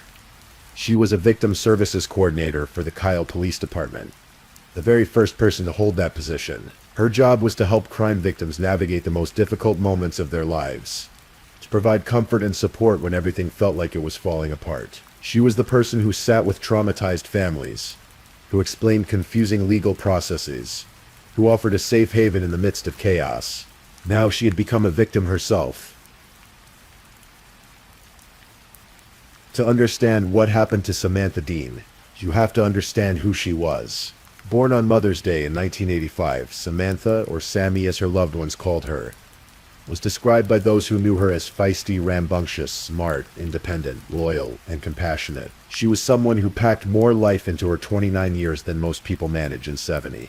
But Samantha's path to that parking lot in Bastrop began years earlier with a battle that would have defeated many others. While she was still young, Samantha was diagnosed with sarcoma, a rare and aggressive form of cancer that attacked her elbow. The treatment was brutal. She endured intensive radiation therapy and multiple extensive surgeries. The cancer was in her arm, and the treatment left permanent damage. Samantha had dreamed of becoming a police officer. She wanted to wear the uniform, carry the badge, serve and protect, but the physical damage from her cancer treatment made that impossible. She couldn't pass the police physicals. Her arm simply couldn't do what the job required. For some people, that would have been the end of the story, but not for Samantha Dean. Instead of abandoning her dream of helping others, she found another way. If she couldn't be on the front lines as a police officer, she would be there for the people who needed help the most. Crime victims. She earned a master's degree in forensic psychology and began volunteering with the Austin Police Department. Eventually, she became the first victim services coordinator for the Kyle Police Department. Her colleagues would later remember her as a ray of light. She was compassionate with every single victim she helped. She created safe spaces for people in their darkest moments. In the words of her police chief, she provided a safe haven for those in stressful, painful, and sometimes dire situations. And perhaps most remarkably, given what she had been through, Samantha became pregnant. Her family hadn't been sure if she would ever be able to have children after all that radiation treatment. As her mother would later say, it was really a blessing that she was even able to become pregnant. Samantha was thrilled. She was going to be a mother. She had already picked out a name for her baby girl, Madeline. Matt. But there was a complication in this happy story. The father of her child didn't share her joy. The father was a 32-year-old Austin Police Department officer named Vontre Clark. Samantha and Vontre had met years earlier in San Antonio, where they both worked in non-police office jobs. That's when their relationship began, quietly and secretly. It would continue that way, on and off, for 6 or 7 years. A relationship conducted in shadows and stolen moments. As time went on, Vontre joined the Austin Police Department and became a sworn officer. Samantha volunteered at that same department before taking her full-time position in Kyle, but their relationship remained hidden because Vontre had another life. He lived with his longtime girlfriend, Laura Tootin, in a home that she owned. He had a family with her. When Samantha discovered she was pregnant in August 2014, everything changed. She told Vontre the news, and his reaction was not what she hoped. According to what Samantha wrote in her personal journal, a journal that investigators would later find in her South Austin home, Vontre insisted she get an abortion. He told her that his life would be ruined if she had the baby. He would lose his family. Everything he had built would come crashing down. But Samantha refused. She had survived cancer against the odds. This pregnancy was a miracle she never expected to have. She wanted this baby. In her journal, Samantha wrote something chilling. She wrote that she feared for her life. She wrote that she believed Vontre Clark was going to kill her. If she turned up dead, she wanted people to know who was responsible. Samantha's mother would later recall a conversation they had about the pregnancy. She said, "This isn't the way that I had wanted everything to be." And I said, "You have gone beyond anything that we could have ever expected of you. And we are so proud of you, and it's going to be okay." The Dean family began preparing for Maddie's arrival. They bought clothes, diapers, baby wipes. They were looking forward to welcoming a new life into their family. Samantha's sister, Taylor, would sit and read to the baby through Samantha's belly, feeling Maddie kick. The day before Samantha died, she went shopping for a car seat. Vontre Clark, meanwhile, was making very different preparations. Vontre Clark knew he couldn't kill Samantha himself. He was a police officer. He knew how investigations worked, how evidence was collected, how crimes were solved. If something happened to his pregnant girlfriend, he would be the first suspect. So he turned to an old friend from high school, a man named Kevin Watson. The two had known each other for about 15 years, meeting at Reagan High School in Austin. They had remained close over the years, the kind of friendship that endures from adolescence into adulthood. In late 2014 or early 2015, Vontre approached Kevin with a proposition. He needed Samantha Dean dead, and he was willing to pay $5,000 to make it happen. The reason, he said, was that Samantha wanted him to pay child support for the baby, and he couldn't let that happen. Kevin Watson listened to his old friend's request, and he agreed to help. But there was a problem. Neither Vontre nor Kevin felt they could actually commit the murder themselves. They needed someone else, someone who could pull the trigger. Kevin Watson knew someone who might be willing. His name was Freddie Lee Smith, and he would eventually become the man who ended Samantha Dean's life for $5,000. The three men began to plan, and being somewhat savvy about how police investigations work, they took precautions. Kevin Watson went to a Walmart in southwest Houston and bought a prepaid Verizon phone, a burner phone that couldn't be easily traced back to any of them. This phone would be used to communicate with Samantha, but the conspirators went even further. Vontre Clark and Kevin Watson also used their PlayStation 4 gaming systems to communicate about the killing. They thought this would be a clever way to avoid detection, since text messages and regular phone calls could be subpoenaed. Gaming systems seemed safer, more anonymous. They were wrong about that, but they didn't know it yet. The plan came together piece by piece. Vontre would lure Samantha to a remote location, somewhere outside of Austin, where they wouldn't be easily spotted. He would tell her that a friend or family member needed a ride. Samantha, always willing to help, would agree. Freddie Smith would be waiting. He would shoot her, and to throw off the investigation, they would stage the scene to look like a drug deal gone bad. They would plant marijuana in her car, make it look like she had been involved in something criminal, something that might explain why she was killed. The date was set, February 4th, 2015. On the evening of February 4th, Samantha Dean received a call on her phone. The phone that had been in communication with that prepaid Verizon phone, purchased by Kevin Watson. Vontre needed her help, the caller said. Someone, a friend or maybe a family member, needed a ride into Austin. Could she help out? Samantha, 7 months pregnant, and probably tired after a long day, nevertheless agreed. That's who she was. She helped people. It's what she did for a living, and it's who she was as a person. She got into her black Dodge Charger and drove to meet Vontre. The plan, he told her, was to drive out to Bastrop County to that vacant shopping center at 118 Stephen F. Austin Boulevard. It was about 25 miles southeast of Austin, past the city limits, past the suburbs into a more rural area. When they arrived at the shopping center, it was dark and deserted. The stores had been closed for hours. The parking lot was empty, except for one person. Freddie Lee Smith was there, waiting in the shadows. What happened next was brutal and quick. Freddie Smith shot Samantha Dean in the head. Then he shot her again.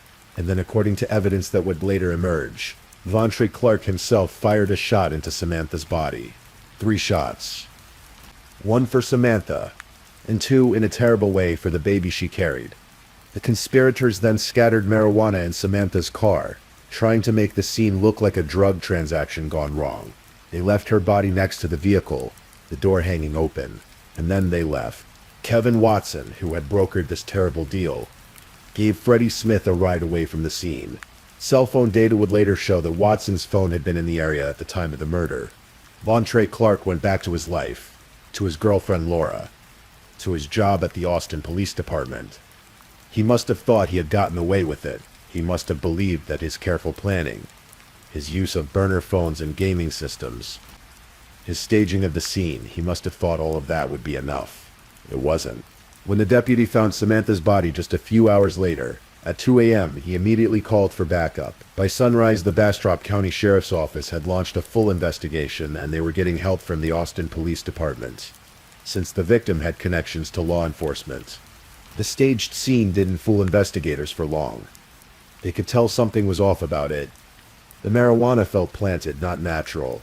And when they identified the victim as Samantha Dean, the victim services coordinator from Kyle, they knew this wasn't a random drug killing. They began looking into Samantha's life, her relationships, her recent activities, and that's when Vontre Clark's name surfaced. Search warrants were executed. Investigators found Samantha's journal with its desperate entries about Vontre wanting her to have an abortion and her fear that he might kill her. They interviewed Vontre, who admitted he had been in a secret relationship with Samantha and that he was the father of her unborn child.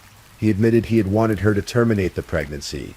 In May 2015, investigators obtained a search warrant for Vontre Clark's home, the house he shared with Laura Tootin. They seized essentially every electronic device in the house: phones, computers, gaming systems. They took several pairs of shoes. They collected a DNA sample from Vontre. The day after Samantha's body was discovered, the Austin Police Department had placed Vontre on restricted duty. By March, Internal Affairs had officially opened an investigation into his connection to the murder.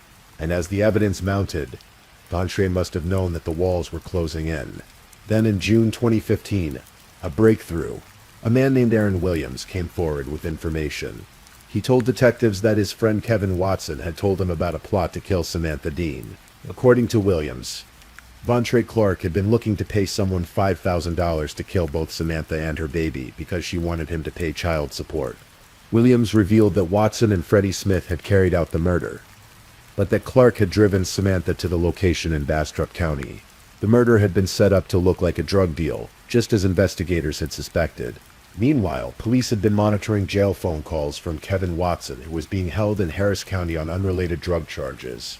In those calls, they heard Watson ask his girlfriend Kyla Fisk to get rid of a sweatshirt, the hoodie he had worn the night of the murder. Kyla Fisk was arrested for tampering with evidence after she told Watson she had already taken care of it. Cell phone records and surveillance footage began to paint a damning picture. On the day Samantha's body was discovered, Kevin Watson had been caught on camera at a Walmart in southwest Houston, buying that prepaid Verizon phone. That phone had communicated with Samantha, and its signal had registered in the area of the crime scene. The forensic evidence from the burner phones, the geolocation data, the PlayStation communications, all of it pointed to a carefully orchestrated conspiracy. Vontre Clark, Kevin Watson, and Freddie Smith had worked together to murder Samantha Dean and her unborn daughter. But by the time authorities were ready to arrest Vontre Clark, he was gone. In July 2015, Vontre Clark boarded a plane and flew to Bali, Indonesia, a tropical island paradise on the other side of the world. He did this without getting approval from his supervisors at the Austin Police Department. He simply disappeared. His attorney, Bristol Myers, would later claim that Clark went to Indonesia for medical reasons, that he needed treatment that could only be obtained there, but police saw it differently. They believed Clark had fled because he knew he was about to be arrested for capital murder. The Austin Police Department classified Clark as absent without leave. IDAWAL. When they couldn't contact him, they fired him. But this wasn't the end of the story. The FBI got involved, and they began working with Indonesian authorities to locate Clark. The United States didn't have an extradition treaty with Indonesia, which complicated matters. But eventually, the FBI found him. In August 2015, 5 months after Samantha's murder, Vontre Clark was taken into custody in Bali. Indonesian officials detained him on visa-related issues, and the FBI escorted him back to the United States. He was flown directly to Texas and taken to the Bastrop County Jail, where he was charged with capital murder. His old friend Kevin Watson was also charged with capital murder. Both men initially pleaded not guilty. It would take years for justice to fully unfold. Freddie Lee Smith wasn't arrested and charged until September 2019, more than 4 years after the murder. By that time, prosecutors had built an airtight case against all three men. In September 2019, Kevin Watson changed his plea. He agreed to plead guilty to murder. Not capital murder, but the lesser charge, in exchange for a sentence of 35 years. Part of his plea deal stipulated that he would testify against Freddie Smith, if called to do so. Then, in December 2019, something unexpected happened. Vontre Clark, who had initially pleaded not guilty and was facing a possible death sentence if convicted, suddenly reversed course. He signed a written confession. In that confession, which prosecutors read aloud in court, Clark finally told the truth about what happened. He admitted that in September 2014, he had wanted Samantha to terminate her pregnancy, but she refused. He admitted that he felt the pregnancy threatened his existing family. He admitted that he contacted Kevin Watson to help coordinate Samantha's murder. When it became clear that neither of us could kill her ourselves, Clark wrote, Watson connected me with Freddie Smith, who agreed to kill and did kill Samantha Dean in exchange for a fee. Clark confessed to luring Samantha to Bastrop under false pretenses, telling her that someone needed a ride. He confessed that he and Watson had schemed to make the murder scene look like a drug deal gone bad. And while he claimed he did not pull the trigger, he accepted responsibility for his role in the murder of Samantha and their unborn child, Madeline. On December 16, 2019, Vontre Clark was sentenced to life in prison without the possibility of parole. He waived his right to appeal. At the sentencing hearing, Samantha's family finally had their chance to speak directly to the man who had destroyed their lives. Samantha's sister, Taylor, stood before the court and addressed Clark. "You stole my favorite person," she said. "Someone I was lucky enough to know for 21.5 years. She was always one of my biggest cheerleaders. She was my comedian, a person to always laugh and make me smile. You stole an innocent child. You stole my niece." Madeline was cherished. I valued the moments I could sit and read to her and wanting to feel her kick. She called Clark a self-serving coward and a narcissist. Samantha's mother, Kimberly Dean, spoke next. She told Clark about her daughter's courage in surviving cancer. "She was a feisty and rambunctious child," she said. "She was smart, independent, loyal, compassionate, loving, and true." She spoke about the 1776 days since she had last talked to her daughter. They used to call each other every morning on their way to work. Those conversations had been a highlight of her days, and now they were gone forever. "You took away everything when you took Sammy away," Kimberly said. There would never be closure or moving on from what Clark did to their family when he decided to have Samantha and Madeline murdered for $5,000. She told Clark that his unborn daughter Madeline was a gift from God who would have loved him unconditionally. "You killed 2 innocent people," she said, "and now you will truly live out the rest of your life as a sorry father and a pathetic human being." In 2022, Freddie Lee Smith went to trial. After 6 hours of deliberation, the jury returned a verdict of guilty for capital murder. He was sentenced to life in prison without the possibility of parole. All 3 men, Vontre Clark, Kevin Watson, and Freddie Lee Smith, are now in prison, and they will remain there for the rest of their lives. 10 years after her death, in February 2025, the Kyle Police Department held a dedication ceremony. They named their victim services Soft Interview Room Samantha Space and the waiting area Maddie's Corner, ensuring that Samantha Dean and her daughter would be remembered by every person who came seeking help. The current Victim Services Coordinator, Kelly Barron, spoke about Samantha's legacy. "She was just a ray of light around here," she said. In just a very short time, she made a huge impact not only on the Kyle Police Department, but on the city of Kyle. In one of the most poignant gestures, the Kyle Police Department helped posthumously fulfill Samantha's dream of becoming a police officer. A dream that cancer had taken from her, but that her courage and dedication had transformed into something equally meaningful. Samantha's parents, Kelvin and Kimberly Dean, have spent the past decade quietly advocating on their daughter's behalf. They've watched Samantha's friends get married, have children, advance in their careers, become grandparents. And every time they can't help but think about what Samantha would be doing now, what kind of mother she would have been, what kind of grandmother they would have been to Maddie. Last year, in an act of extraordinary courage, Kimberly Dean drove to a rural East Texas prison to meet with Vontre Clark. She wanted to understand from the perspective of someone Samantha had loved, how he could have done what he did, not only to Samantha, but to their granddaughter, to his own daughter. Samantha's mother left one final message about her daughter. This was her job. She knew very well what domestic violence looks like. It's a haunting irony. Samantha Dean dedicated her life to helping victims of violence. She knew the warning signs. She had written in her journal that she feared Vontre might kill her. She understood domestic violence in all its forms. And yet, even with all that knowledge, even with all her training and experience, she couldn't save herself from becoming a victim of the very thing she fought against. And so we come to the end of this story, here in the quiet darkness where true crime stories find their rest. Samantha Dean was 29 years old when she died. She was 7 months pregnant with a baby girl named Madeline. She was a cancer survivor who had turned her broken dreams into a mission to help others. She was a daughter, a sister, a friend, and an expectant mother. She was killed by the father of her child, who paid $5,000 to have her murdered because she refused to have an abortion. 3 men conspired to end her life in a vacant parking lot in Bastrop, Texas, on a cold February night in 2015. Her family will never get to hold Madeline. They'll never see what kind of woman Samantha would have become in her 30s, 40s, 50s. They'll never experience the joy of watching her raise her daughter. But Samantha's legacy lives on in the victims who continue to be helped in spaces that now bear her name, in the friends and family who remember her light and laughter, and in the story of her courage, both in surviving cancer and in refusing to give up the child she wanted so desperately. In the Kyle Police Department, there is now a room called Samantha's Space, where victims of crime can find safety and comfort. Just outside, there's a waiting area called Maddie's Corner, where people sit before they're called in for help. 2 names. A mother and daughter who never got to meet, but whose memory ensures that countless others might find the help they need in their darkest moments. Rest now, Samantha. Rest now, Maddie. Your story has been told, and you will not be forgotten. Please, if you're still awake, let's move on to our last story. Story 5.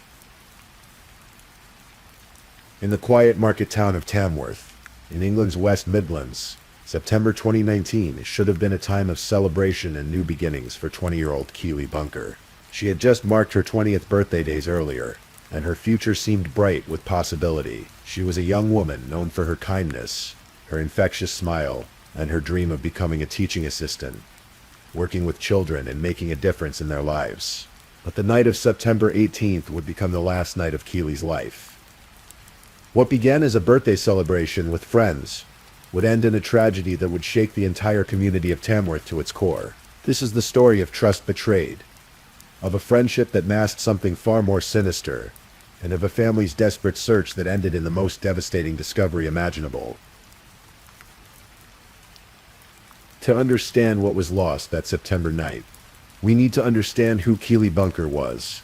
At 4 feet 11 inches tall and weighing just 91 pounds, Keely was petite in stature but enormous in spirit. Those who knew her described her as one of the most vibrant, caring, and beautiful souls they had ever met. She worked as a barmaid in Tamworth, but her heart was set on something more. She longed to work with children, to help educate young minds and make a positive impact on the next generation. Keely lived with her family in Tamworth, a town with a population of about 75,000, located in Staffordshire. It's the kind of place where people know their neighbors, where childhood friendships stretch into adulthood, where trust runs deep in the fabric of the community. Keely had grown up there, attended school there, built her life there, and she had friends there, friends she had known since she was a child, friends she trusted completely. One of those friends was Wesley Street. Wesley and Keely had known each other since junior school. They had grown up in the same neighborhood, shared the same streets, the same familiar places. Wesley lived close to Keely's family home, just a short walk away. He was someone Keely considered a friend, someone her family knew, someone who seemed like a regular young man trying to find his way in life. He had once held a football scholarship for Litchfield and Tamworth, a point of pride though that had ended when he stopped playing. He worked as a warehouse packer for the online shopping company Ocado.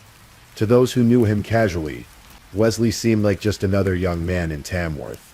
But beneath the surface there was something darker that no one could see. On September 6, 2019, Keely turned 20. It was a milestone birthday, one that marks the threshold between adolescence and true adulthood. Like many young people, Keely wanted to celebrate, and when she learned that one of her favorite artists, a rapper named H, would be performing at the O2 Institute in Birmingham, she knew exactly how she wanted to mark the occasion. Birmingham is only about 20 miles from Tamworth, close enough for a night out, but far enough to feel like an adventure. Keely made plans to go to the concert with her close friend Monique Riggin. The two young women were good friends who lived near each other in Tamworth. They were excited about the concert, about dressing up, about having a night out in the city. Just days before the concert, Keely had tweeted her excitement, writing, "Only thing keeping me going is seeing H on Wednesday. Hopefully he'll see me and we'll get married XRX." It was the kind of playful, innocent post that captured Keely's youthful energy and sense of humor. Wednesday, September 18th arrived, and Keely and Monique made their way to Birmingham. The concert was everything they had hoped for. The music loud and energetic, the crowd electric, the atmosphere intoxicating. For a few hours Keely was lost in the moment, singing along, dancing, celebrating her birthday in the way she had imagined. The world felt full of possibility that night. After the concert ended, Keely and Monique met up with Wesley Street at Birmingham's New Street station. They had arranged to continue the celebration by going to Snob's nightclub, a popular Birmingham venue. The three friends entered the club together around 11:30 that night. They danced, they drank, they laughed.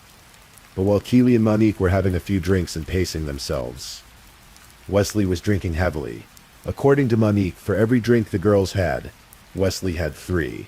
He was downing double vodka, Red Bulls, drinking quickly and steadily. By the time they left the club at 2:40 in the morning, Wesley was very drunk. He was so intoxicated that he felt sick during the taxi ride home. The taxi dropped all 3 of them off at Monique's house in Tamworth around 3:30 in the morning. It was late, the streets were quiet, and the sensible thing to do would have been to stay put for the night. Monique offered Keely a bed for the night. She suggested that Keely could sleep there and walk home later in the morning, when it was light outside, when she was more rested. But Keely declined the offer. She was tired, she explained, but she had something important happening later that day, a job interview for a teaching assistant position. It was the job she really wanted, the job that aligned with her dreams of working with children. She wanted to get some proper sleep in her own bed so she would be fresh for the interview. "I've got Wes," Keely told Monique. "Wes lives near me. Wes will walk me back. It'll be fine." It seemed like a perfectly reasonable plan. Wesley lived very close to Keely's house, practically on the same route. They had known each other since they were children. He was a trusted friend, someone who had walked these same streets hundreds of times. Monique felt reassured. Before Keely and Wesley left, Monique asked Wesley to make sure to look after Keely, to make sure she got home safely. Wesley promised he would. He told Monique that he would make sure Keely got home safely. At around 4 o'clock in the morning, Keely Bunker and Wesley Street left Monique's house and began walking toward Keely's home.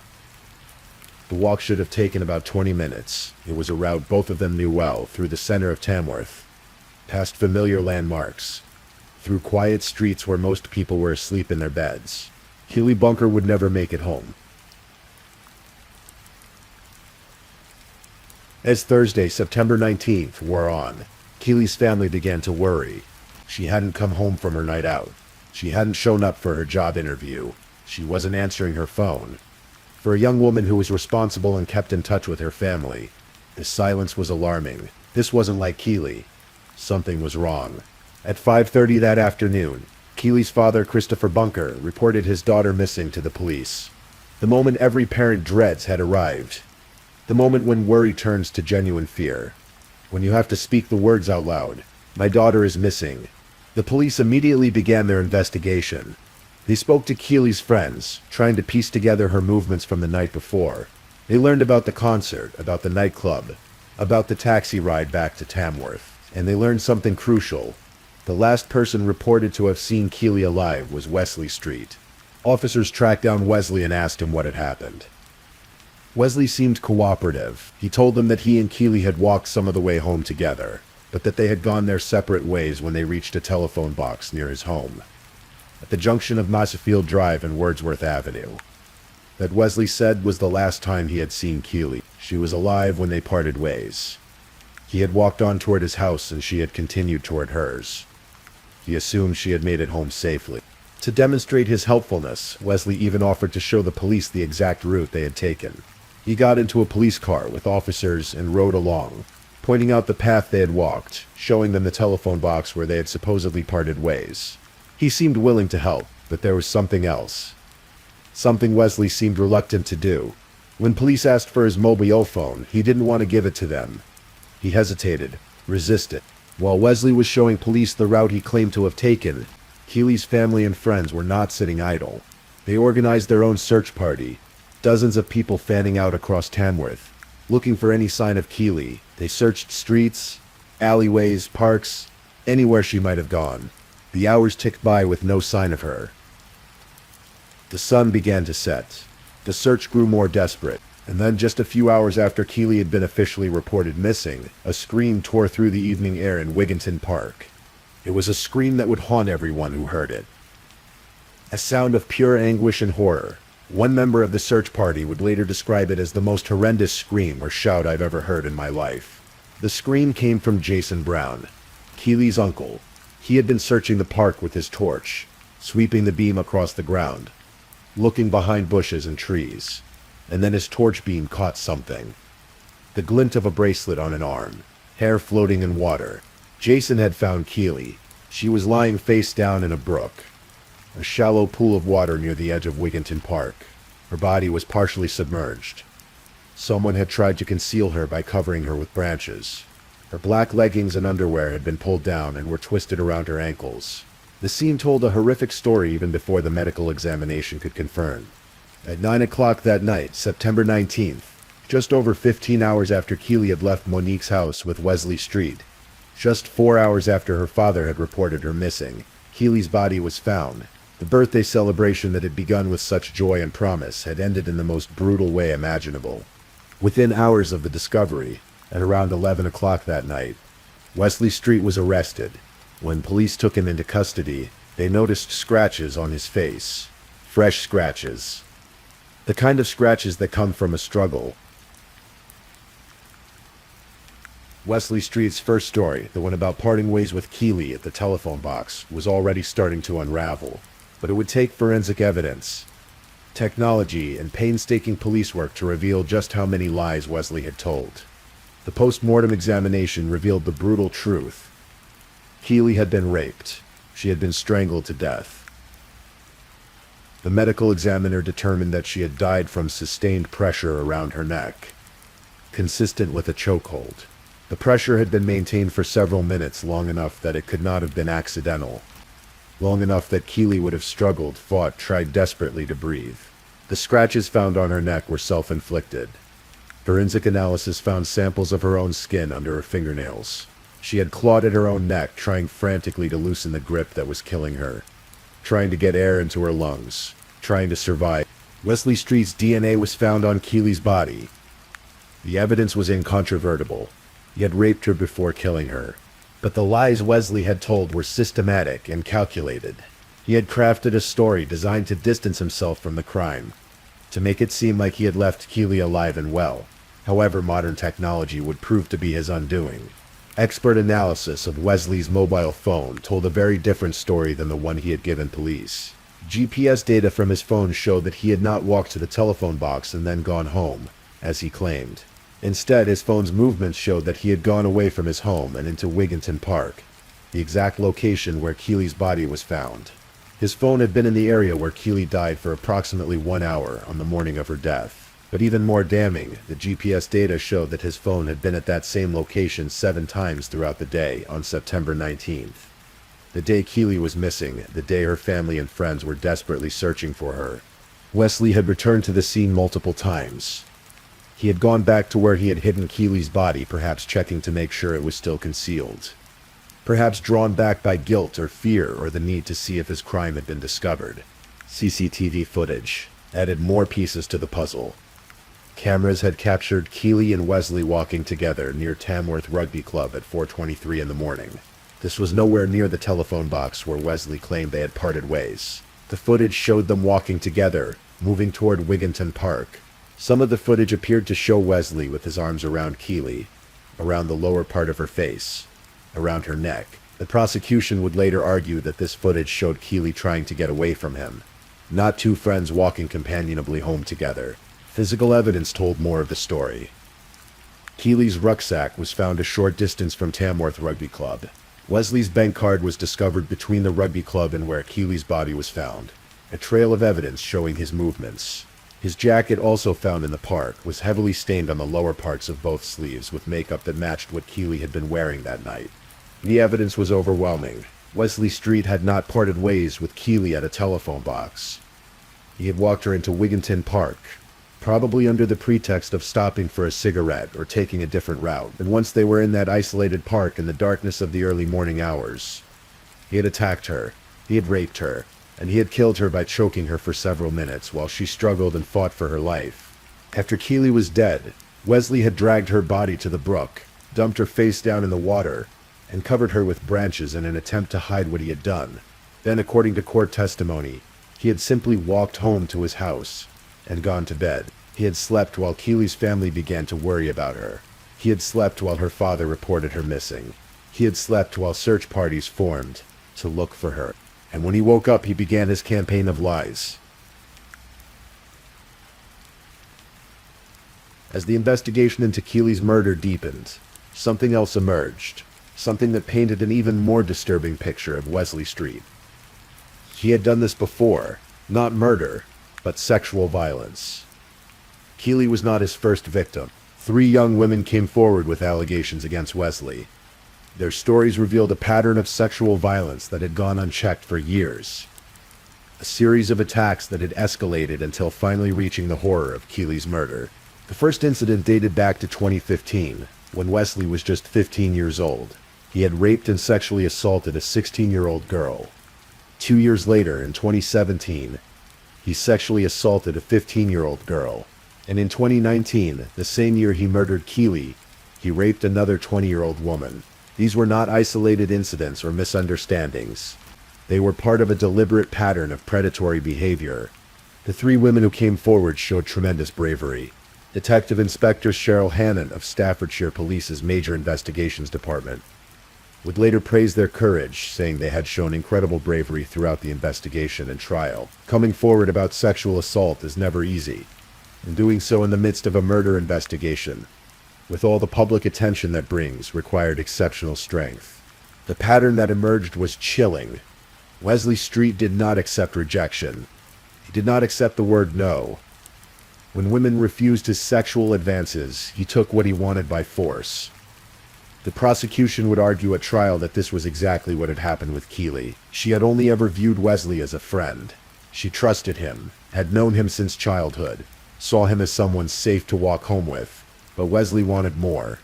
And when Keely rejected his advances because she surely must have, there in the dark of Wigginton Park, he did not accept her refusal. He raped her. And then, perhaps because she knew him, perhaps because she could identify him, perhaps simply because he could, he killed her. Wesley Street was charged with the rape and murder of Keely Bunker, as well as 2 additional counts of rape, 3 counts of sexual assault, and 1 charge of sexual activity with a child relating to the 3 other victims. He denied all charges. The trial began at Stafford Crown Court in July 2020. Over the course of the proceedings, Wesley would change his story multiple times, crafting new versions of events, as each lie was exposed by evidence. In total, he gave 4 different accounts of what had happened that night before finally settling on a version to present at trial. His final story, the one he told when he took the witness stand in his own defense, was perhaps the most calculated of all. Wesley admitted that Keely had died in Wigginton Park. He admitted that he had been with her when she died.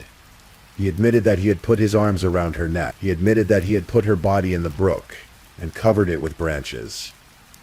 He admitted lying to her family, to her friends, to the police. But he claimed it was all an accident, According to Wesley's trial testimony, he and Keeley had started flirting as they walked home together. Not physical flirting, he was careful to say, just looking at each other in a flirtatious way. He claimed they had engaged in play fighting near the entrance to the park. The very scene that prosecution argued showed Keeley trying to escape. He said they went into the park and began having consensual sex. And during that sex, he said he had his forearm around her neck and she went floppy. He claimed he had accidentally killed her, that he panicked, that he was scared and embarrassed. And that was why he lied and hid her body. The prosecution dismantled this story piece by piece. Jacob Hallam QC, presenting the Crown's case, pointed out the calculated nature of Wesley's lies, how each version of his story had been tailored to fit the evidence as it emerged. When phone data proved he had gone into the park, he admitted going into the park but claimed they parted ways there. When DNA proved sexual contact, he claimed it was consensual. When the evidence of strangulation was undeniable, he claimed it was an accident. But the evidence told a different story. The medical evidence showed that Keeley had been subjected to sustained pressure around her neck for 2 to 3 minutes. To lose consciousness from strangulation takes 10 to 15 seconds. But to kill someone requires maintaining that pressure for much longer. Long enough that it could not possibly be accidental. Long enough that the person doing the strangling would feel the victim struggling, fighting, trying to breathe. The scratches on Keeley's neck, self-inflicted as she desperately tried to loosen Wesley's grip, told of a young woman fighting for her life. The prosecution's case was that Keeley had never wanted anything sexual with Wesley. She viewed him only as a friend. When he made advances in the park, she rejected him, and Wesley, who had a history of not accepting rejection from women, who had a pattern of taking what he wanted by force, raped her. Then he strangled her, possibly to silence her, possibly because he enjoyed the power, possibly simply because he could. The murder was not an accident during consensual sex. It was the deliberate killing of a young woman who had trusted him, who had told her friend, "I've got Wes will walk me back. It'll be fine." The jury heard testimony about Wesley's behavior after the murder. He had not panicked. He had not been so scared that he couldn't think straight. Instead, he had been calculating and methodical. He had hidden Keeley's body carefully, covering it with branches. He had walked home and gone to sleep. The next day, while Keeley's family desperately searched for her, he had maintained his lies. He had even looked Keeley's uncle, Jason Brown, in the eye hours before Jason found Keeley's body and lied to him about where he had last seen her, knowing full well that her body was nearby in Wigginton Park. When confronted about this moment in court, Wesley simply said, "I couldn't tell him that I'd slept with her and accidentally strangled her. I just went with it." There was no remorse in those words. Just a cold explanation of his decision to continue lying. The jury deliberated for approximately 8 hours. On August 5th, 2020, they returned their verdict. Guilty. Wesley Street was found guilty of the rape and murder of Keeley Bunker. He was also found guilty of 2 additional counts of rape and 3 counts of sexual assault relating to his other victims. 2 days later, on August 7th, 2020, Wesley Street stood before Mr. Justice Jeremy Baker for sentencing. The courtroom was filled with Keeley's family and friends, people who had loved her and were now left to grapple with the enormity of what had been taken from them. The judge's words were measured, but devastating in their assessment of Wesley's crimes and character. He described Wesley as truly evil, a phrase not used lightly in a court of law. He spoke of the carefully crafted scheme of lies Wesley had employed following his crime, how each lie had been tailored to fit the evidence as it emerged during the investigation. Mr. Justice Baker addressed the impact on Keeley's family directly. "I am aware that no sentence which is imposed in relation to the offense of murder will assuage the feelings of devastation, grief, and loss suffered by Keeley Bunker's family and those who loved her. It is clear that not only was she loved by so many, but that Keeley was one of the most kindest, caring of individuals. Moreover, not only has she lost the opportunity of fulfilling her life ambition, helping to educate young children, her family have lost the company of their beloved daughter, sister, and niece." Then the judge detailed what he believed had happened that night in Wigginton Park. "What took place in Wigginton Park is you proceeded to rape Keeley Bunker, in the course of which you murdered her by throttling her, in all probability by placing her in a chokehold for a sufficient period of time to kill her." He emphasized that the chokehold would have lasted minutes rather than seconds. And then he described what Wesley did after Keeley was dead. "When you had finished with her, you decided to hide Keeley's now lifeless body by depositing it in the brook. covering it up with branches. You then walked back to your home, went to bed, and slept. Wesley Street was sentenced to life in prison. The judge set a minimum term of 30 years before Wesley could even be considered for parole. Though he reduced this by the 319 days Wesley had already spent in custody awaiting trial, meaning he would serve a minimum of 29 years and 46 days. But the judge made clear that this was only a minimum, and that Wesley might never be released. You may never be released, as that will only occur if and when the parole board is satisfied it is no longer necessary for the protection of the public that you should be confined. For the rape and sexual assault charges relating to his other victims, Wesley received additional concurrent sentences. The message was clear.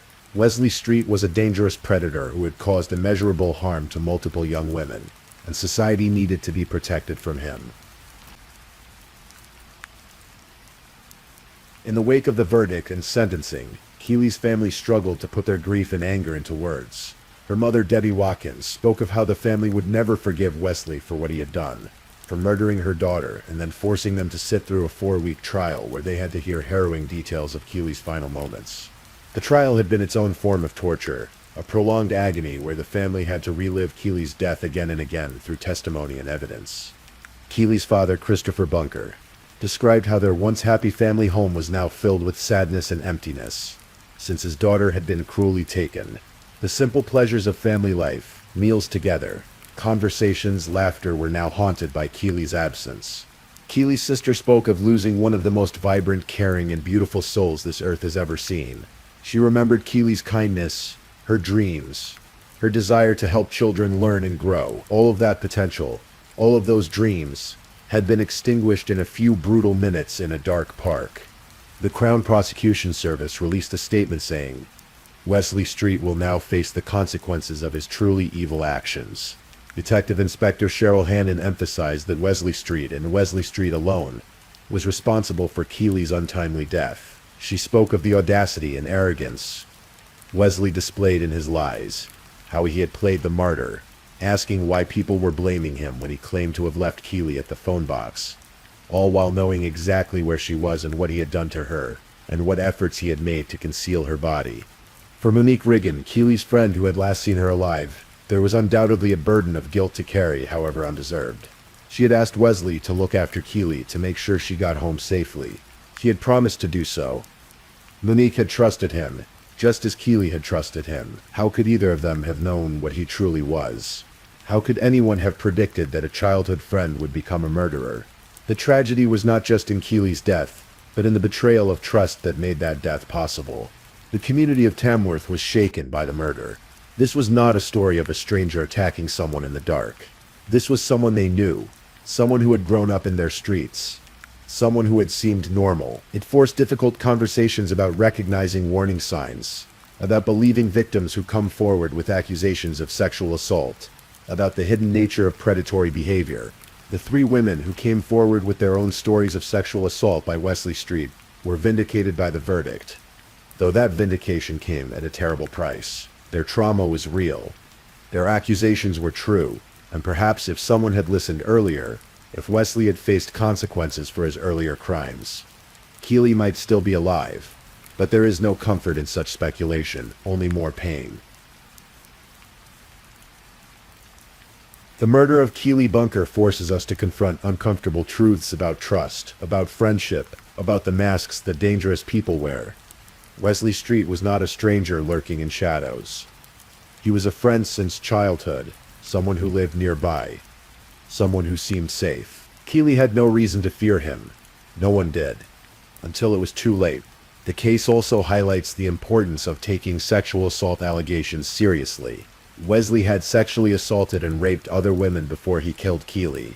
There was a pattern of predatory behavior, an escalation of violence. Each time he was able to commit these acts without facing consequences, he became more emboldened, more dangerous. The criminal justice system failed his earlier victims, and ultimately that failure contributed to Keeley's death. In the quiet hours of the night, when we think about Keeley's story, we might imagine those final moments. A young woman, barely into adulthood, walking home in the early morning darkness with someone she trusted. Perhaps she was tired. Perhaps she was talking about her upcoming job interview. Perhaps she was simply ready to get home and sleep in her own bed. And then the shift, the moment when a trusted friend became something else, when the walk home became a nightmare, when trust became the weapon used against her. We think about her fighting for her life, clawing at her own neck, trying desperately to breathe, to survive, to live the life she had barely begun. We think about her dreams of working with children, dreams that would never be realized. We think about her family, waiting for her to come home, not knowing that she never would. Wesley Street took all of that away in a few minutes of violence. He took Keely's life, her future, her dreams. He took a daughter from her parents, a sister from her siblings, a niece from her uncle, a friend from her friends. He took a young woman who wanted to make the world better for children and made sure she would never have that chance. And then he went home and slept. That final detail is perhaps the most chilling of all. Not the violence itself, horrible as it was, but the coldness that followed. The ability to sleep after taking a life. The ability to lie to grieving family members. The ability to maintain deception while search parties desperately looked for someone he knew was already dead. Hidden beneath branches in a brook. Keely Bunker's life was cut tragically short at the age of 20. She never got to have that job interview she was preparing for. She never got to become the teaching assistant she dreamed of being. She never got to experience the fullness of adulthood. To find love, to build a career, to have her own family, to grow old. Instead, Keely is forever 20, forever young. Forever remembered not for the life she lived, but for the horrific way it ended. Her name is now permanently linked to her murder. Her story told in courts and true crime accounts, when it should have been told through years of friendship, accomplishment, and joy. The town of Tamworth carries the weight of this tragedy. Wigginton Park, once just another green space in the town, is now marked by what happened there. The rugby club, phone box, the streets where Keely walked that last night. They are all part of the geography of this crime now. Landmarks in a story no one wanted to tell. Wesley Street sits in prison, where he will remain for decades, possibly for the rest of his life. The law has done what it can to hold him accountable, to remove him from society, where he can do no more harm. But no amount of time in prison can undo what he did. It cannot bring Keely back. It cannot heal her family's grief. It cannot erase the trauma experienced by his other victims. It cannot restore the innocence and sense of safety that was shattered in Tamworth that September night. What remains is memory. The memory of a kind young woman who wanted to help children learn. The memory of a trusted friendship that turned out to be a deadly lie. The memory of a birthday celebration that ended in unimaginable tragedy. And the reminder that sometimes the most dangerous person is the one we never suspect at all. Thank you for listening to tonight's true crime story. Rest peacefully knowing that another story awaits you next time, ready to accompany you on another journey toward restorative sleep. But if you're still awake, don't forget to like and subscribe so you don't miss our next true crime stories. And until next time, stay safe and take care. Good night.